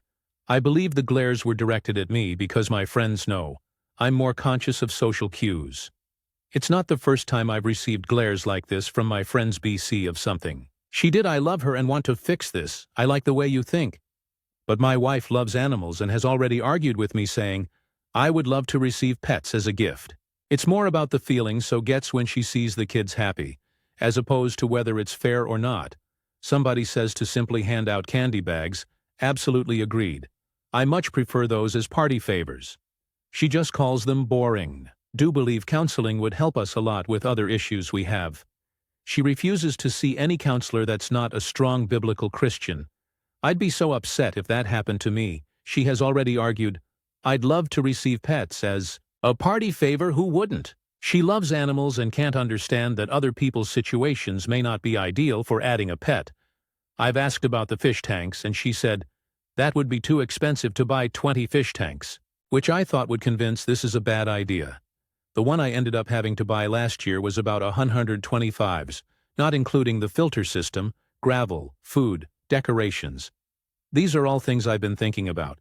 I do feel there's a lot of gaslighting going on, making me feel that any time I push back or ask for compromise, I'm controlling. She will only accept Christian counseling. Nothing else. And I don't want that. I want a proper licensed counselor. But I do agree. There are other underlying issues here. Update. Hey Reddit. It's been nearly a month since I posted about the party favor situation between my wife and I. My son had his birthday yesterday. I wanted to share an update on how everything turned out. TLDR. Last year my wife handed out pet fish as party favors and insisted we do it again this year. I refused. And she called me controlling. I took your guys' advice and decided to just talk to her. I used a lot of your points from the comments to reason with her, especially the ones about animal abuse. My wife just kept insisting that I was controlling, eventually just shutting down and walking away, giving me the silent treatment. For those of you asking if this has happened before, yes, not the party situation exactly, but the I'm going to make a horrible selfish decision, and if you push back your controlling behavior. She has backed out of multiple parties and events last minute because she didn't feel like going, and accused me of abandoning her. When I told her I still wanted to go, insisted I stop playing guitar because she finds it annoying, attended a wedding in a swimsuit because she was told there was a pool, proceeded to spend the whole reception at the pool because they're your friends. I don't really care about celebrating them. Pushed back on my insistence to find a new school for our son, even though he was being bullied, because she didn't feel like causing a scene. Our son is in a new school now, and he's much happier. I was fed up and refused to give in. I can't let my son go through this, and I'm not letting him lose friends because of my wife's selfishness. After literally following my wife around the house, trying to get her to talk to me, she said, fine, if you want it your way, you can plan this party yourself. So I did. I planned the party myself. Besides, the invitation, location, and date, which were already planned. My wife also demanded on picking out the cake, and that wasn't a hill I was willing to die on. It wasn't anything special, but I'm actually kinda proud. It was Jurassic Park themed. My son and I just watched all the movies together, and he adores them. He's really excited for the new one. I themed each table around different dinosaurs and put little plastic dinosaurs everywhere. As for the party favors, I gave out little bags of candy. Nothing amazing, but the kids were happy. My son was thrilled and no fish were harmed in the making of this party. After the party, my wife kept telling me how lame everything was, that the party was boring, and the kids weren't literally jumping up and down for my candy party favors like they were for hers. Frankly, I don't care. Sure, the kids didn't have a brand new pet to bring home, but at least my party favors didn't piss off all of our friends and doom my son to a life of friendlessness. Truly, I don't know how things are going to go with my wife and I'm reaching my limit with her insanity. I've tried insisting on marriage counseling, but she refused unless it was done by the pastor of our church. We went, and it was a whole session of the pastor telling me I'm not a good enough man to take care of my wife, about how I'm turning away from God with my actions, and that's ruining our marriage. Needless to say, we haven't gone back, and ever since my wife loves to use this session against me in arguments, I loved her, but I'm finding it harder each day to keep being in love. I hate the idea of my son thinking this is a happy marriage, and that this is a healthy way to live. Divorce scares me, but I don't know if I can live with this anymore. In the end, thank you, Reddit, for helping me realize that there's a lot going wrong in my marriage, far beyond a forced fish adoption crisis. I have a lot to think about. But for now, I'm going to finish watching Jurassic World with my son, who's curled up in my lap. BTW. 2 of the 3 fish we had to take home last year are still going strong. They've grown on me, but damn, I'm never getting another fish update. To Reddit. It's me, the guy with the wife who gave out fish as party favors. I'm back. And I wanted to update you guys again on how things are going, both because I've seen some eagerness for updates, and because this has become a great place for me to vent. To make a long story short, we've decided to get divorced. To make a short story long, here's how we got here. I took a lot of your comments to heart about divorce and abuse. I've taken a lot of immaturity from my wife over the years, but I told myself I was in the wrong. It's easy to see from the outside that I was in a bad situation, but when you're in it, you don't realize how tough everything gets because it becomes your normal. The fish story was just a tipping point. We went on vacation a couple weeks ago. We traveled down to Georgia to stay with my wife's parents. To put some perspective on how I've been manipulated throughout this marriage, my in-laws agree with their daughter on just about every disagreement we've had. They once sat me down and lectured me about how I'm not making enough money to support their daughter, that she shouldn't have to work, and that I'm not a good enough man or husband because I don't take her to Disneyland every year. They're very much ingrained in the church culture, hence why my wife relies on her church friends for literally every bit of advice. During our trip, we all went to Cracker Barrel the whole time. My Emil and Phil didn't talk once to each other. They stared at their phones or at their menus. Everything just felt so cold and uncomfortable. They weren't in love. They seemed just annoyed to be around each other. And it hit me. That's my wife and I exactly. And that's how it's going to be for the rest of our lives. It's not going to get better. I excused myself to the bathroom and cried. It wasn't about the fish or her wearing a swimsuit to a wedding. I wasn't happy. I was being gaslit constantly, blamed for everything, and was stuck in an emotionally abusive marriage with a childish wife who won't take no for an answer and wants everything her way, or else I'm apparently a horrible monster. I told my wife later that evening that I wasn't happy with our marriage. Maybe I shouldn't have started this conversation on vacation, but I just needed to get everything off my chest. She admitted she wasn't happy either, but just kept telling me that we should try to make things better, that we needed to stay together for our son. When I asked her what we can do to make things better, she said, "I don't know. I don't want to talk about this right now." We left it at that and went to bed. We really weren't getting anywhere. We didn't say a word about it for the rest of the trip. We spent a lot of time apart. I took my son for walks and hikes that my wife didn't want to go on. We all watched movies together, trying to keep the happy act up to avoid ruining the trip for our son.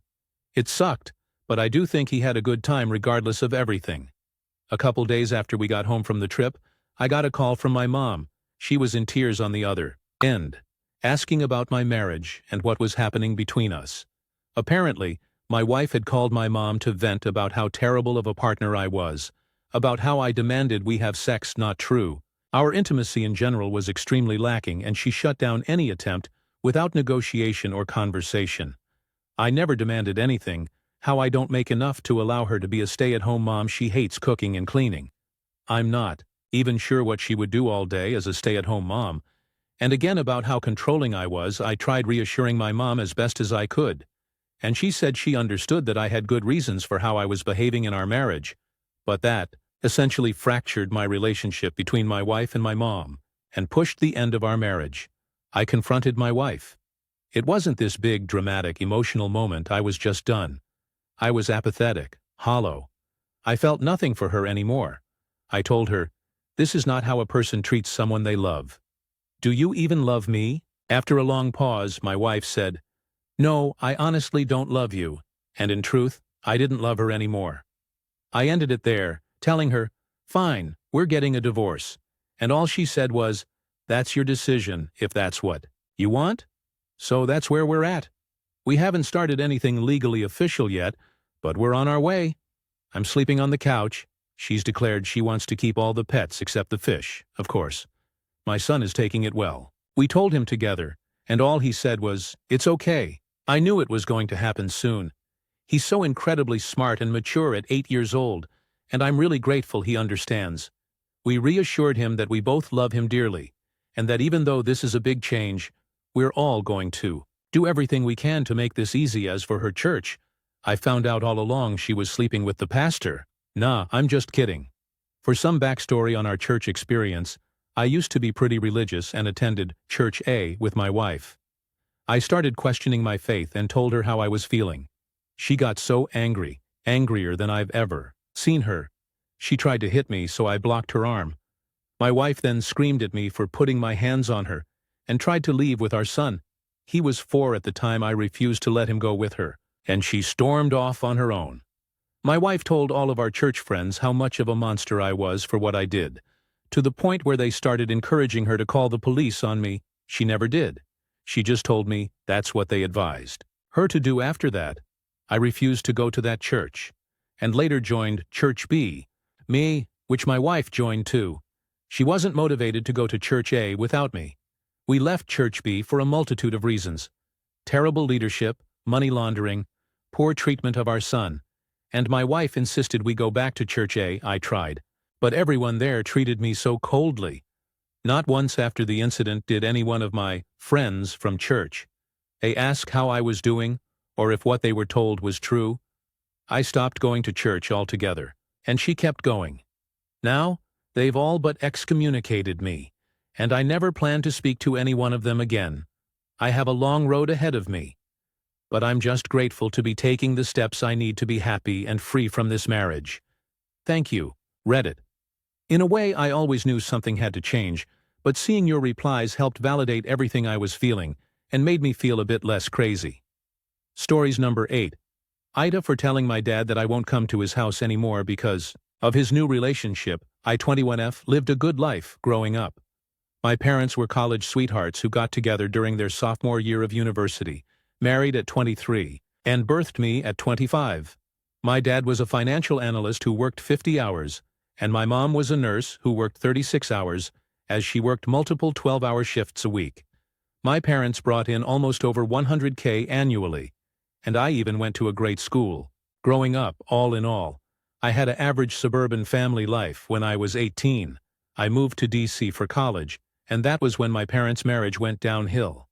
By the time I came home for spring break, they announced to me that they'd be getting a divorce, but there was no bad blood between them, and they just simply weren't compatible anymore, and both wanted different things. It deeply impacted me, but they stayed the same, and it felt like the same parents I had grown up with. They just weren't legally married anymore. A few weeks ago, my dad broke his leg and has had trouble getting up and down the steps of his house, or pretty much doing anything. I went over to check on him just to see how he was doing and progressing.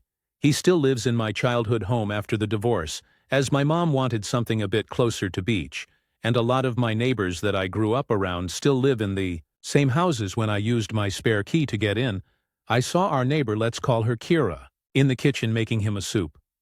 The neighborhood has always been kinda close-knit, so while it wasn't too surprising that our neighbors were helping another neighbor in need, it did rub me the wrong way, as Kira just turned 18 in mid-June, and her parents, who were closer to my dad than she was, were nowhere to be found. Their cars weren't even in their driveway. I asked Kira what was happening, and she said that she just wanted to help out a bit. I didn't think into it and went up to my dad's room, where he seemed fine, but he didn't even look up, and he was completely shirtless. I asked him why that was, and he said that it was comfortable, but before I left for college, he never thought it was acceptable for any adult man to be shirtless around me, no matter what. So I wondered why he was so comfortable being shirtless around someone else's barely legal daughter. When I left, I called my mom and told her about it. She told me that another neighbor had called her a few days ago and told her about Kira and Dad's relationship. Turns out she had been going over there twice a week since the week after her 18th birthday. And since my dad broke his leg, she's been over there every day, from the moment her dad leaves for work to 10 minutes before he comes home. I called my dad the day after and asked him about his relationship with her and the concerns that the neighbors had, and he reluctantly admitted that he and Kira had something going on, but it was nothing serious, and he was just having fun. I reminded him that she's literally younger than I am and just graduated high school in May. He said that while he knew it was problematic, it was legal and they were both consenting adults. I hung up on him, but when I called him back, I said that I will no longer come over his place because I cannot fathom the idea of him being intimate with the little girl that he had watched grow up and play games with me. He said that I was being dramatic and that I should get the little girl version of her out of my head as he had.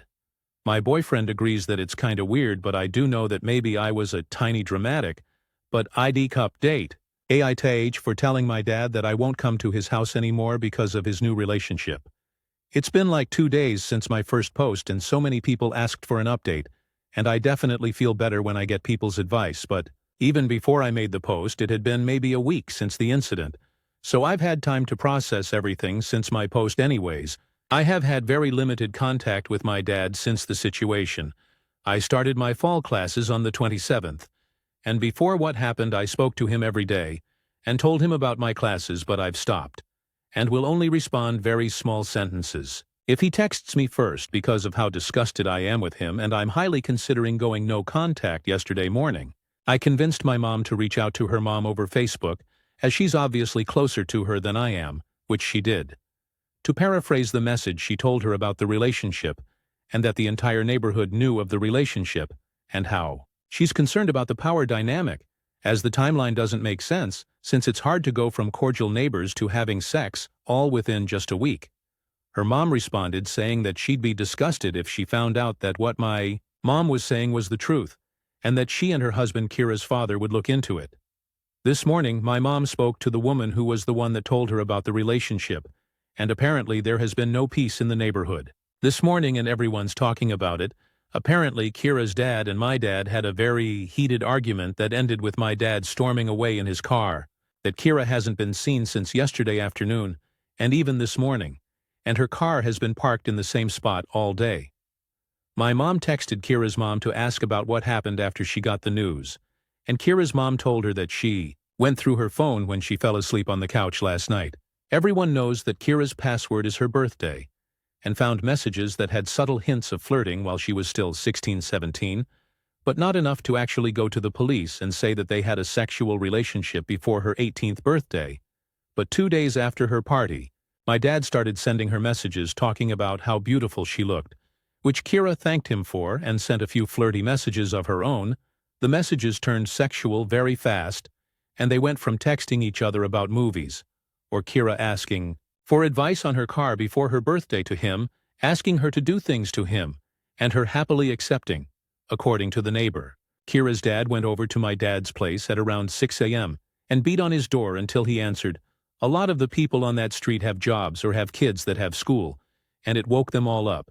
They argued, Kira's dad shoved him, and the HOA man came over and broke it up, which is why my dad left.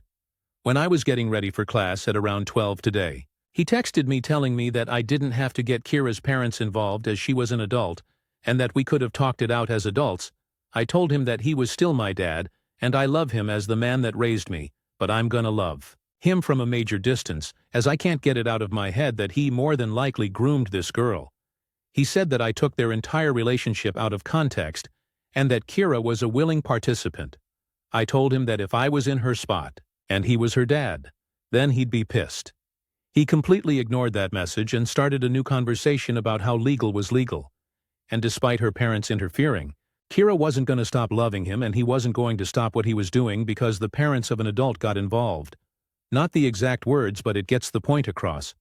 I told my mom about the conversation and she said that she's sick, thinking about the times Kira came over when we were a bit younger, maybe 16 and 13, and how he might have already been having ideas about her, and how good she'd look when she turned 18.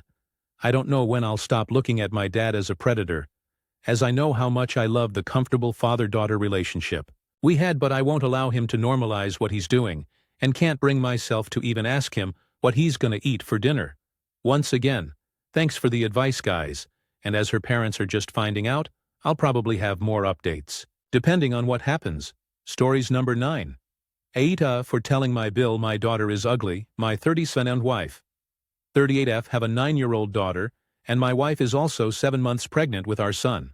When our daughter was younger, she looked a lot like me, but as she aged, she started to look more and more like her mom. Please note that I have very, very manly features. I was having a beer with my bill in my backyard while our daughters played inside the house. We were getting a bit tipsy. It's fine since his wife can drive. We got to talking about kids and how I wanted my son to take after me. He brought up the fact that our daughter started out like my clone. And I said, yeah, thank God she's slowly starting to look more and more like her mom. Can you imagine this? I point at my face on a teenage girl. Her life would suck. Well, my wife was within earshot because she was bringing us food. She dumped it in front of us and called me an asshole for saying our daughter is ugly. She walked back to the house crying, and when I chased after her, she told me to stay away. Bil and Sil left shortly after, and I did all the cleanup myself and put my daughter to bed. I wasn't super drunk, just a bit tipsy. When I went to sleep, my wife was still awake, and she pretty much exiled me to the couch, 'cause apparently I think our daughter is ugly. I tried to apologize for that, but she wasn't having it. She's pregnant, so I didn't want to stress her out. I spent an uncomfortable night on the couch, and now my back hurts like hell. My wife and daughter are still asleep. As I'm typing this, I don't think I did anything wrong, but ATA? Is this her hormones? Or am I really callous for saying something like that? Edit. Just to clarify, no food was wasted. By dumping it in front of us, I meant she angrily put it on the table and stormed off. She's not a monster. Comments. Commenter 1. I actually like how I look, which is why I would love for my son to look like me. It's just that my features aren't really ideal for a girl. Thanks for your insight though. I'll keep that in mind. Commenter 2. NAH. But you really shouldn't comment on your daughter's attractiveness for the next 10 years or so. You think your pregnant wife is hormonal and getting overly emotional? How do you think your daughter is going to be in 3 or 4 years? At 9, it's probably not a big deal, but at 12, if she overheard you, she could fixate on it for a long time. Just keep that in mind for the future. And you're not the AH, but apologize to your wife. She's hormonal and overreacting, but this is not the hill you want to die on. Reply, oh yeah, I'm more than willing to swallow my pride in this scenario. Being wrong but being able to sleep on a bed and have sex with my wife is so much better than being right and sleeping on the couch. Haha. Commenter 3. Drunk husband plus pregnant wife. Misunderstandings. Commenter 4. Agreed. NAH. Commenter 5. Yes and no. It is clear that you didn't intend to insult your daughter. However, it's easy to say things when intoxicated. Even tipsy that sound all right in your head, but come out not quite right. I recommend waiting until she cools off and apologizing to your wife, making it clear you love your daughter and were making a bad attempt at humor. Maybe take your daughter and her out to ice cream if they enjoy that. Just be kind and make an effort not to say things that are insensitive. It's a good habit to have in life anyway. 1 out of 5 on the asshole scale. Commenter 6. Forget that I count my blessings every time someone says my children look like my wife. Commenter 7. NTA. When your wife calms down, explain the context. Like you did on here. I don't even think you really called your daughter ugly. Just made a joke about her growing up looking like you. Commenter 8. I don't think she's an asshole either, just hormonal and misunderstood. Commenter 9. YTA. Don't say shit like that. Just don't do it. I know people who overheard their parents talking about their appearance as kids, and it messed them up for years with self-esteem and eating disorders. Like, you were tipsy enough that you didn't notice your wife was close enough to overhear you. How could you ever be sure that your daughter won't, or even hasn't by now? If you say this sort of thing, often overhear you saying stuff like this at some point. You'd just be teaching her that she's judged on her appearance alone. And it's sucky. So shut your big mouth when it comes to talking about how attractive or unattractive your kid is. Commenter 10. I'm sad I had to scroll this far for this. Imagine. If OP's daughter's first memory of a man having an opinion on her body and looks was overhearing her father say this shit. He's an asshole for saying something hurtful and judgmental about his daughter's looks. He doesn't need to comment on her looks, and he doesn't need to worry about if she's pretty or not to other men, because he doesn't need to look at her like that. Update. Okay. I just want to clarify a few things. I have no self-confidence issues or anything. I think my looks are well above average for a guy, but I have really hard features and a resting angry face, so it really wouldn't look very good on a girl. Trust me, I know my sister looks like me. My daughter has grown to resemble my wife a lot more than me, with my wife's softer features, except she has a resting bitch face, which hopefully scares off the boys. Just kidding. I know every dad says it, but my daughter is beautiful. Also, this is the first time my wife has actually kicked me out of bed after being together for over a decade. It's unlike her, so this was definitely a one-time thing. Also, what's the issue some people have with my wife serving me food? We have a very healthy relationship. I take care of her, she takes care of me. Isn't that how it's supposed to go? Don't sell me on the whole power dynamic crap. That ain't for me. So on to the real update. After reading a few of the comments, I decided to make things right and apologize. She was still asleep, so I took our daughter to pick up some of her favorite waffles in our local diner and got her usual order there. My daughter and I set it all up, and I woke my wife up with breakfast. In bed, she still looked like she wanted to stab me, but she lightened up a bit when she saw the food I sent my daughter out to watch Netflix, and my wife and I had a talk about what happened. I laid it on thick. As one Redditor suggested, I told her how I meant I had very masculine features that I'm glad our daughter grew out of. How I was so happy she's starting to take after the most beautiful woman in the world. This is true. Apparently, my wife thought I was calling her and our daughter ugly. No idea where that came from, but okay. I explained it all and how it went down. She had the pretending to be mad face that can melt anyone's heart. As she stuffed her face with food, I kissed her on the forehead and promised to make it up to her today, which was yesterday. I ended up taking them both out for lunch, ordered takeout for dinner, and ate a boatload of ice cream that night while watching movies together with our kid Cherry on top.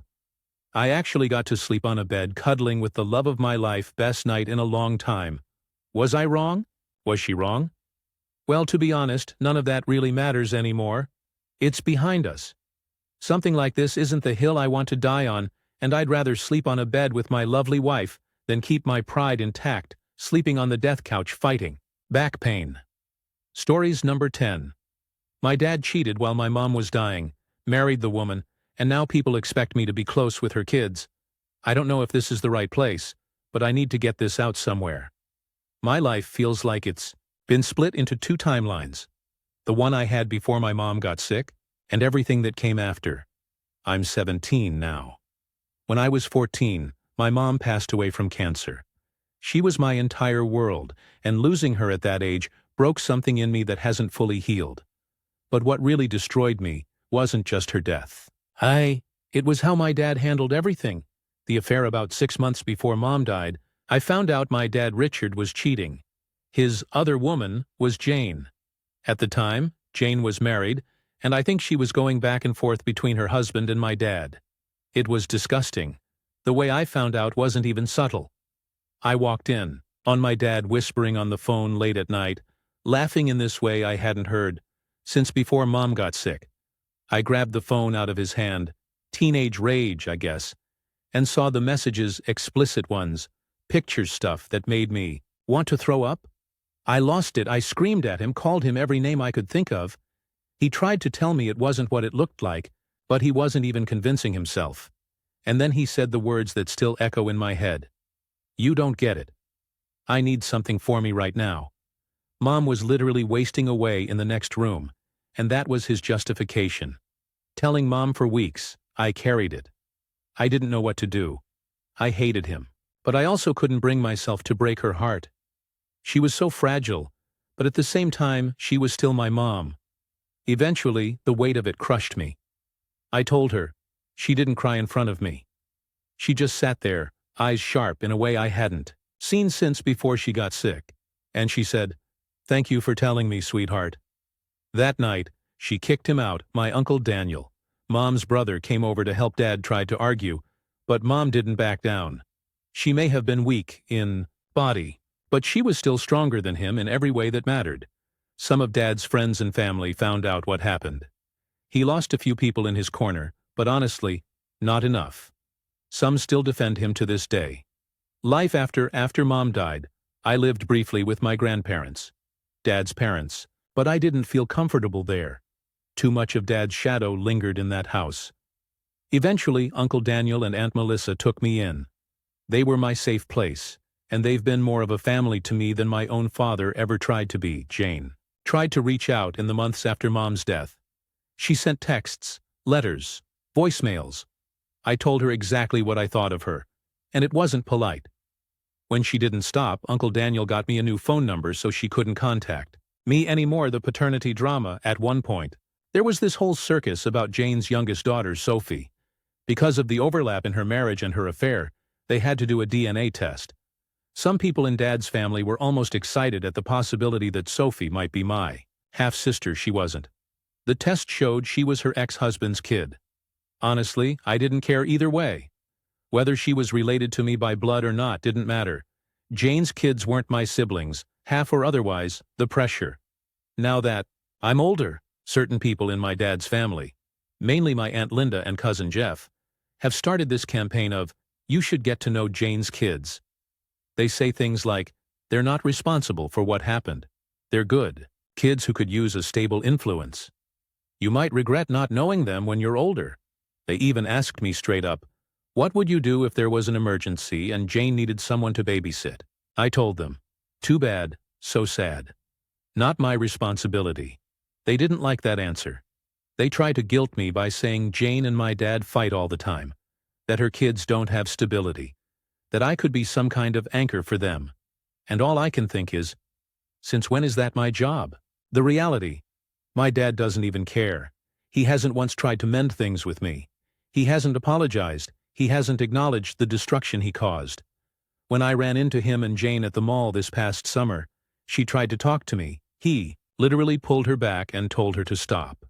They started arguing right there while her kids stood there awkward and silent. That moment cemented it for me. I want nothing to do with them. Not Jane. Not her kids. Not even my father. Where I stand, people act like I'm being cruel or selfish, that maybe I should be the bigger person. But I was a kid watching my mother die, and my dad chose to betray her in the ugliest way possible. That's not something you just forgive. That's not something you build a new blended family on top of. I didn't ask for siblings. I didn't ask for step anything.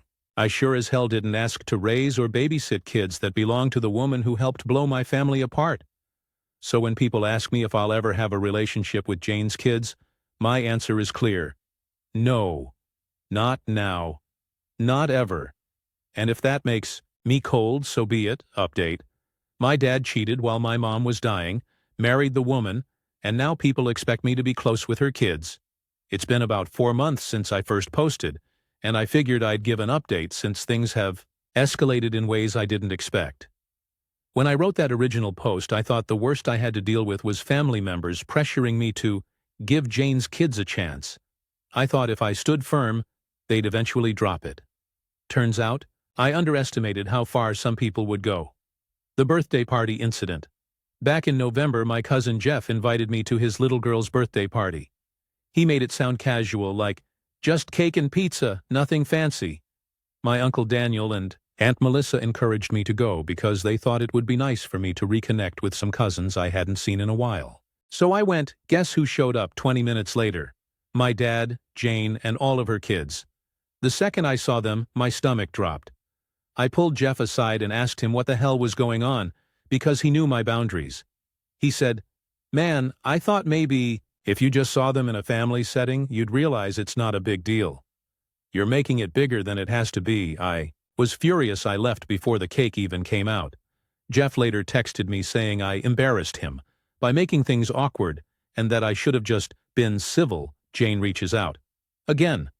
About a week later, Jane actually emailed me. She said she knew I was upset, but she wanted me to consider the kids. She wrote this whole paragraph about how her son Ethan looks up to me because he doesn't have a strong male figure, and how her daughter Sophie just wants to know her. Big brother, I didn't respond instead. I forwarded the email to my Uncle Daniel. He called her directly and told her in no uncertain terms to stop contacting me. My dad's involvement up until now, my dad has been pretty silent. He doesn't call, doesn't text, doesn't show up, but apparently Jane has been pushing him to fix things. So 2 weeks ago, he showed up at my school. Yeah, he actually drove to my school and tried to catch me after last period. He said, "We need to talk about your siblings." I told him flat out, "They are not my siblings." He got angry and said I was being immature and cruel, and that family is family whether you like it or not. I snapped. I told him he stopped being my family the second he cheated on Mom while she was dying. I told him I would never forgive him, never forgive Jane, and that he should leave me the hell alone. He didn't say another word, just stood there with his jaw clenched while I walked away. The fallout word of that confrontation got back to my grandparents, his parents. My grandma called me crying, saying I was breaking the family apart. My grandpa said he understood why I was upset, but that I should try to forgive for my own sake. Meanwhile, Uncle Daniel and Aunt Melissa are doubling down on protecting me. They've blocked Jane and Dad's numbers. They even talked to my school so he can't just show up again without permission. Where I'm at now, honestly, I feel exhausted. Every time I think I can just move on with my life, someone drags me back into the wreckage my dad created. I don't hate Jane's kids. They're just kids, but they're not mine to worry about. And I resent the hell out of everyone who acts like I should be their savior. I'm still a kid myself. I'm still grieving my mom. Why should I carry the weight of my father's choices? Right now, I'm leaning hard on therapy and my uncle, aunt. They've been incredible through all of this. Without them, I think I'd lose my mind. I don't know what the future looks like, but I know this. I will not be guilt-tripped into building a relationship with people I didn't choose, especially when it comes at the cost of my own peace. Final update. My dad cheated while my mom was dying, married the woman, and people wanted me to bond with her kids.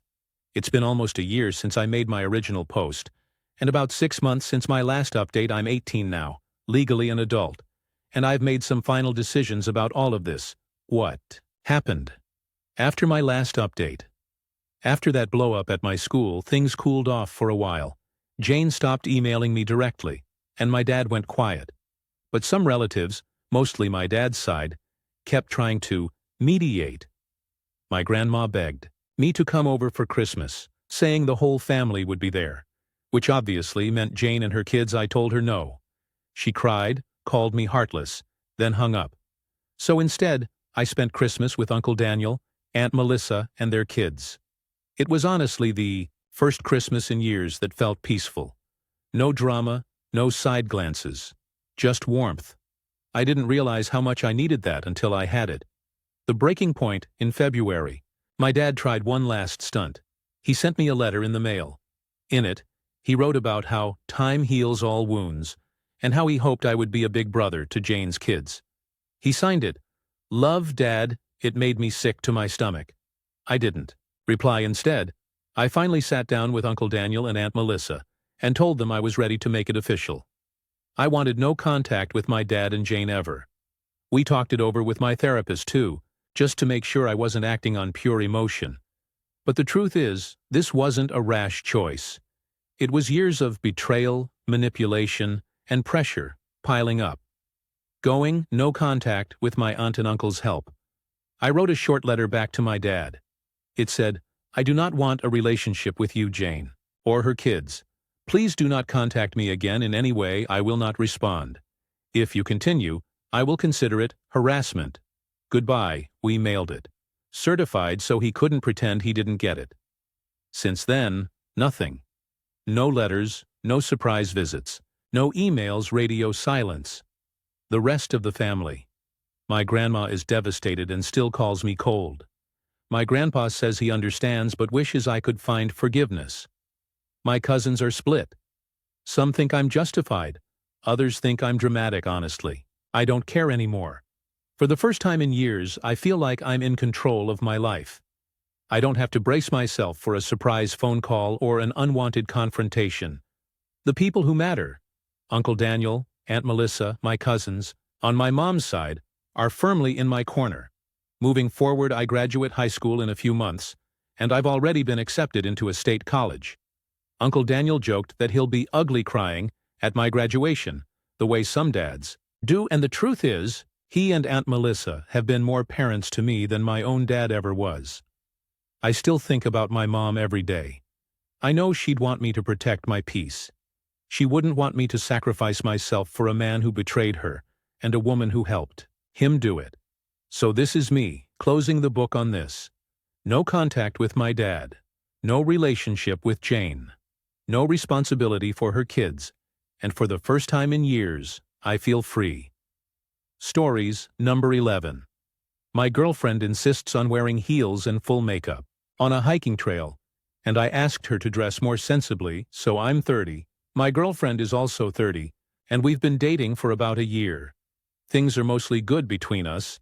She's funny, social, supportive of my career, and we usually get along really well, but there's this one recurring problem that I just can't seem to shake. We live near this really nice river trail. It's about an hour each way, kind of half city trail, half nature trail. The first part is paved and flat, but once you go further out it turns into dirt and gravel, and eventually it's uneven with tree roots, rocks, and even a little incline at the end. It's not hardcore hiking by any means, but it's definitely not a runway. Most people wear leggings, sneakers, hoodies, or whatever athletic gear they have. You see joggers, families with kids, and dog walkers. Nobody's in fancy clothes. The first time my girlfriend came with me, she showed up in a long, flowy maxi skirt, wedge heels, and a full face of makeup like she was going to a wine tasting or dinner downtown.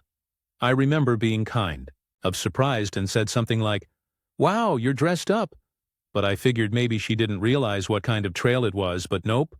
That's just how she wanted to do it. The looks and comments. We started walking, and pretty much right away I could see people giving side eyes, not in a malicious way, but in that, "What is she doing here?" kind of way. I even overheard one older guy mutter to his wife, "That can't be comfortable," and she whispered back, "She must really like attention." About halfway through, my girlfriend's wedges kept sinking into the dirt, and she stumbled a couple times. I offered her my arm, but she brushed me off, insisting she was fine. Her makeup was starting to smudge from the heat, and I could tell she was struggling, but she still smiled at people when they stared. When we finally reached the end of the trail, she actually had little rocks stuck in the bottoms of her heels. Me asking her to change it up. After that first walk, I gently suggested that maybe next time she could wear sneakers or at least something more comfortable. I wasn't rude about it. I just said, "Babe, that trail isn't really designed for heels. I don't want you to trip and hurt yourself." She kind of laughed it off and said, "I like looking nice no matter where I go." So I left it alone. But then it happened again and again. Same outfit style. Long skirts, high heels, sometimes even dangling jewelry and red lipstick. She looked gorgeous. Don't get me wrong, but she looked completely out of place. And I felt embarrassed. I know that probably makes me sound shallow, but when you're walking next to someone who looks like they're heading to a cocktail party while everyone else is in hoodies and baseball caps, you stand out. It got to the point where other people actually made comments to her face. One younger woman jogging past said, "Girl, how are you doing this in heels?" And my girlfriend just laughed and said, "Style is pain." Meanwhile, I was cringing. The most recent walk last weekend, we went again. Beforehand, I reminded her, "Hey, don't forget it gets rocky near the end. Sneakers might be better." She just gave me this look and said, "I'll wear what I want." Sure enough, she showed up in another long skirt, chunky heels this time, and a blouse. Like, not a t-shirt blouse. A going-out blouse. And again, full makeup. About 20 minutes in, she twisted her ankle slightly on a tree root. She brushed it off, but she limped for a while before shaking it out. I offered again to slow down or even turn back, but she refused. "I'm fine. Stop acting like I'm fragile." By the time we got back to the car, I was frustrated. I told her, "Look, I don't care what you wear most of the time, but when we're doing this specific trail, could you please dress more sensibly? Sneakers, shorts, Something that makes sense for the setting. Everyone is staring, you're struggling, and it just doesn't make sense. She froze and gave me this cold look. So you're embarrassed by me? I tried to explain it wasn't about being embarrassed by her. It was about practicality. Safety blending in with the activity. I even said, it's like if I showed up to your friend's wedding in sweatpants. It's the wrong outfit for the occasion. She wasn't having it. She said I was being controlling, that I was trying to dictate what she could and couldn't wear, and that it was a red flag, where I'm stuck. Now she's distant. She told me she's reconsidering whether she wants to be with someone who tries to dull her shine. She said she likes looking good, even for simple things, and that I should be proud to walk beside someone who turns heads. But to me, this isn't about pride or attention. It's about not looking like you're headed to a gala while climbing over rocks. It just feels off. I love her, but I also don't want to keep feeling this second-hand embarrassment every time we do this one activity. I don't think asking her to dress differently for a hiking trail is unreasonable. But now I'm questioning myself, is this me being controlling, or is it just a basic expectation for context-appropriate clothing? So here's where I'll pause. This is basically where the story ends for now. I haven't broken up with her, but we're in a bit of a cold war about it. Update. My girlfriend insists on wearing heels and full makeup on a hiking trail, and I asked her to dress more sensibly, so a lot has happened since I posted. I didn't expect so many people to respond, but it actually helped me think things through more clearly. Some of you said I was being controlling, others said I was being practical, but the common theme I kept seeing was, this isn't really about clothes. And honestly, you were right. After my girlfriend, let's call her Lauren, and I had that last argument, we didn't talk for a couple days. She kept giving me the cold shoulder, short replies, no affection, barely even texting me. At first, I thought maybe I had crossed a line and I was just being judgmental. But the more I thought about it, the more I realized this was about communication and compromise, not fashion. Our big sit-down talk after about 4 days of awkwardness. I asked her if we could sit down and actually talk it out. We went to a coffee shop, neutral ground, and I told her straight up, I don't care what you wear. 99% of the time I fell for you, because you have this bold, confident personality and you don't care what people think. But when we're on that specific trail, I feel like you're putting yourself at risk, and it makes me anxious. I don't want to see you hurt yourself just to make a point. Lauren was quiet for a while. Then she told me why she dresses like that in the first place. Apparently, she grew up in a household where appearances were everything. Her mom, who I've met, and who is definitely the type to be fully made up, even to go grocery shopping, always drilled it into her that you never leave the house looking sloppy. Even for a quick errand. Her mom would say, you never know who you'll run into. That's where the makeup, skirts, and heels come from. It's ingrained. Lauren said she's always gotten compliments on being the best dressed in the room, and she likes the validation. She admitted she knows it doesn't make sense for the trail, but it makes her feel like herself. Where I might have messed up, I told her I understood that, but that I wished she could compromise sneakers instead of heels, maybe leggings with a nice top instead of a maxi skirt, something.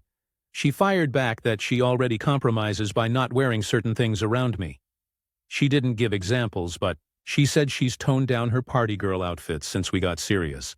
So in her head, this was her line. She doesn't want to compromise further. That stung a little because I thought asking for practical shoes wasn't a big ask, but to her, it was a symbol of me trying to dim her personality. What happened next? The following weekend, we were invited to a group hangout with some mutual friends.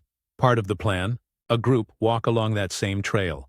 Immediately, I tensed up because I knew what was coming.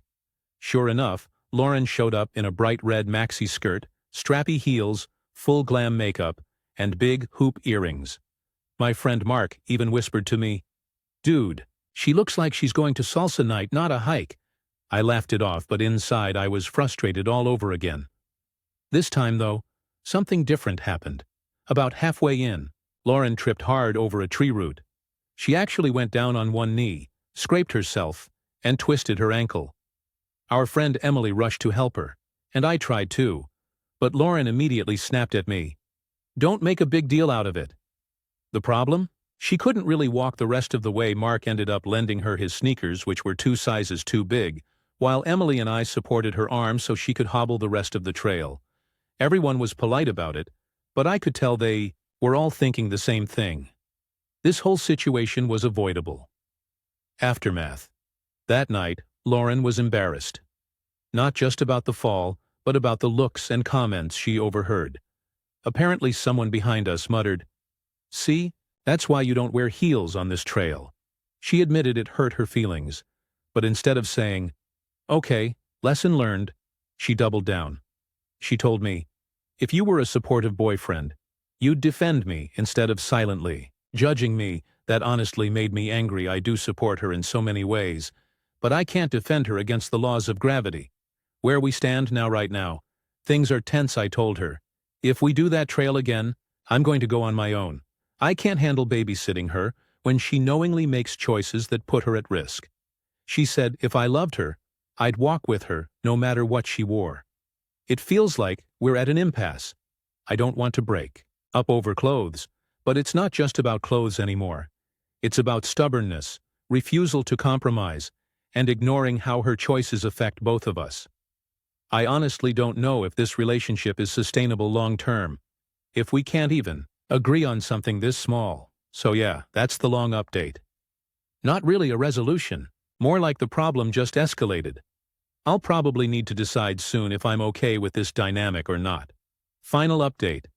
My girlfriend kept wearing heels on hiking trails, even after I asked her to dress more sensibly. After my last post about the trail disaster, I took a lot of the advice I got here. People were blunt, but I needed that. A lot of you said something that hit me hard. If this isn't about shoes, what is it about? And the answer was obvious once I really thought about it. It was about respect and compromise. The breaking point, a week after Lauren fell on the trail, she texted me asking if I wanted to go again. Just the two of us this time. I hesitated, because I really didn't want a repeat performance, but I agreed. I figured maybe the embarrassment of last time would change her mind. Nope. She showed up in wedges this time. Not stilettos, but still not remotely trail appropriate.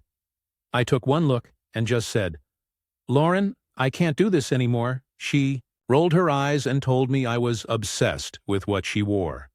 I told her it wasn't about that. It was about the fact that she knew it upset me, knew it made things harder for both of us, and still chose to do it anyway. I told her relationships can't work if one person refuses to compromise even a little. That started a fight that lasted the whole drive there and back. We never even made it onto the trail. The real conversation. Days later we sat down in my apartment. I told her straight, "I love a lot of things about you, but this isn't working. It's not the skirts or the shoes. It's that when I ask you for a small compromise, you treat it like I'm attacking your identity, and then you double down." "That's not how a partnership works," Lauren cried. She said she felt like I was rejecting who she was at her core. I told her that wasn't true, but that who she was at her core also included being unwilling to meet me halfway, and I couldn't ignore that anymore. She said, "So you're breaking up with me over shoes?" And I said, "No, I'm breaking up with you because I don't feel like you respect me." That ended things. Aftermath. It's been a couple weeks since then, I won't lie. It sucks. Lauren had so many good qualities.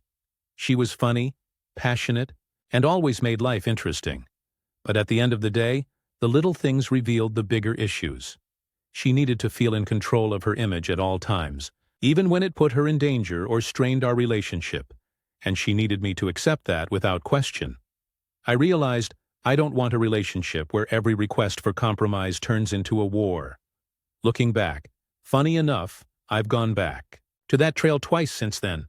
Just me, headphones in, sneakers on, moving at my own pace. It felt peaceful. No stress, no tension, no worrying about someone twisting an ankle. I think that's what finally convinced me I made the right choice.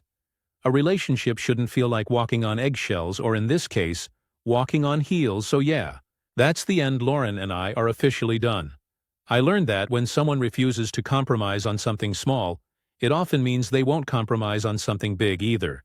And as much as it hurt, I'd rather learn that lesson now than 5 years down the line when we're arguing about something way more serious than a trail.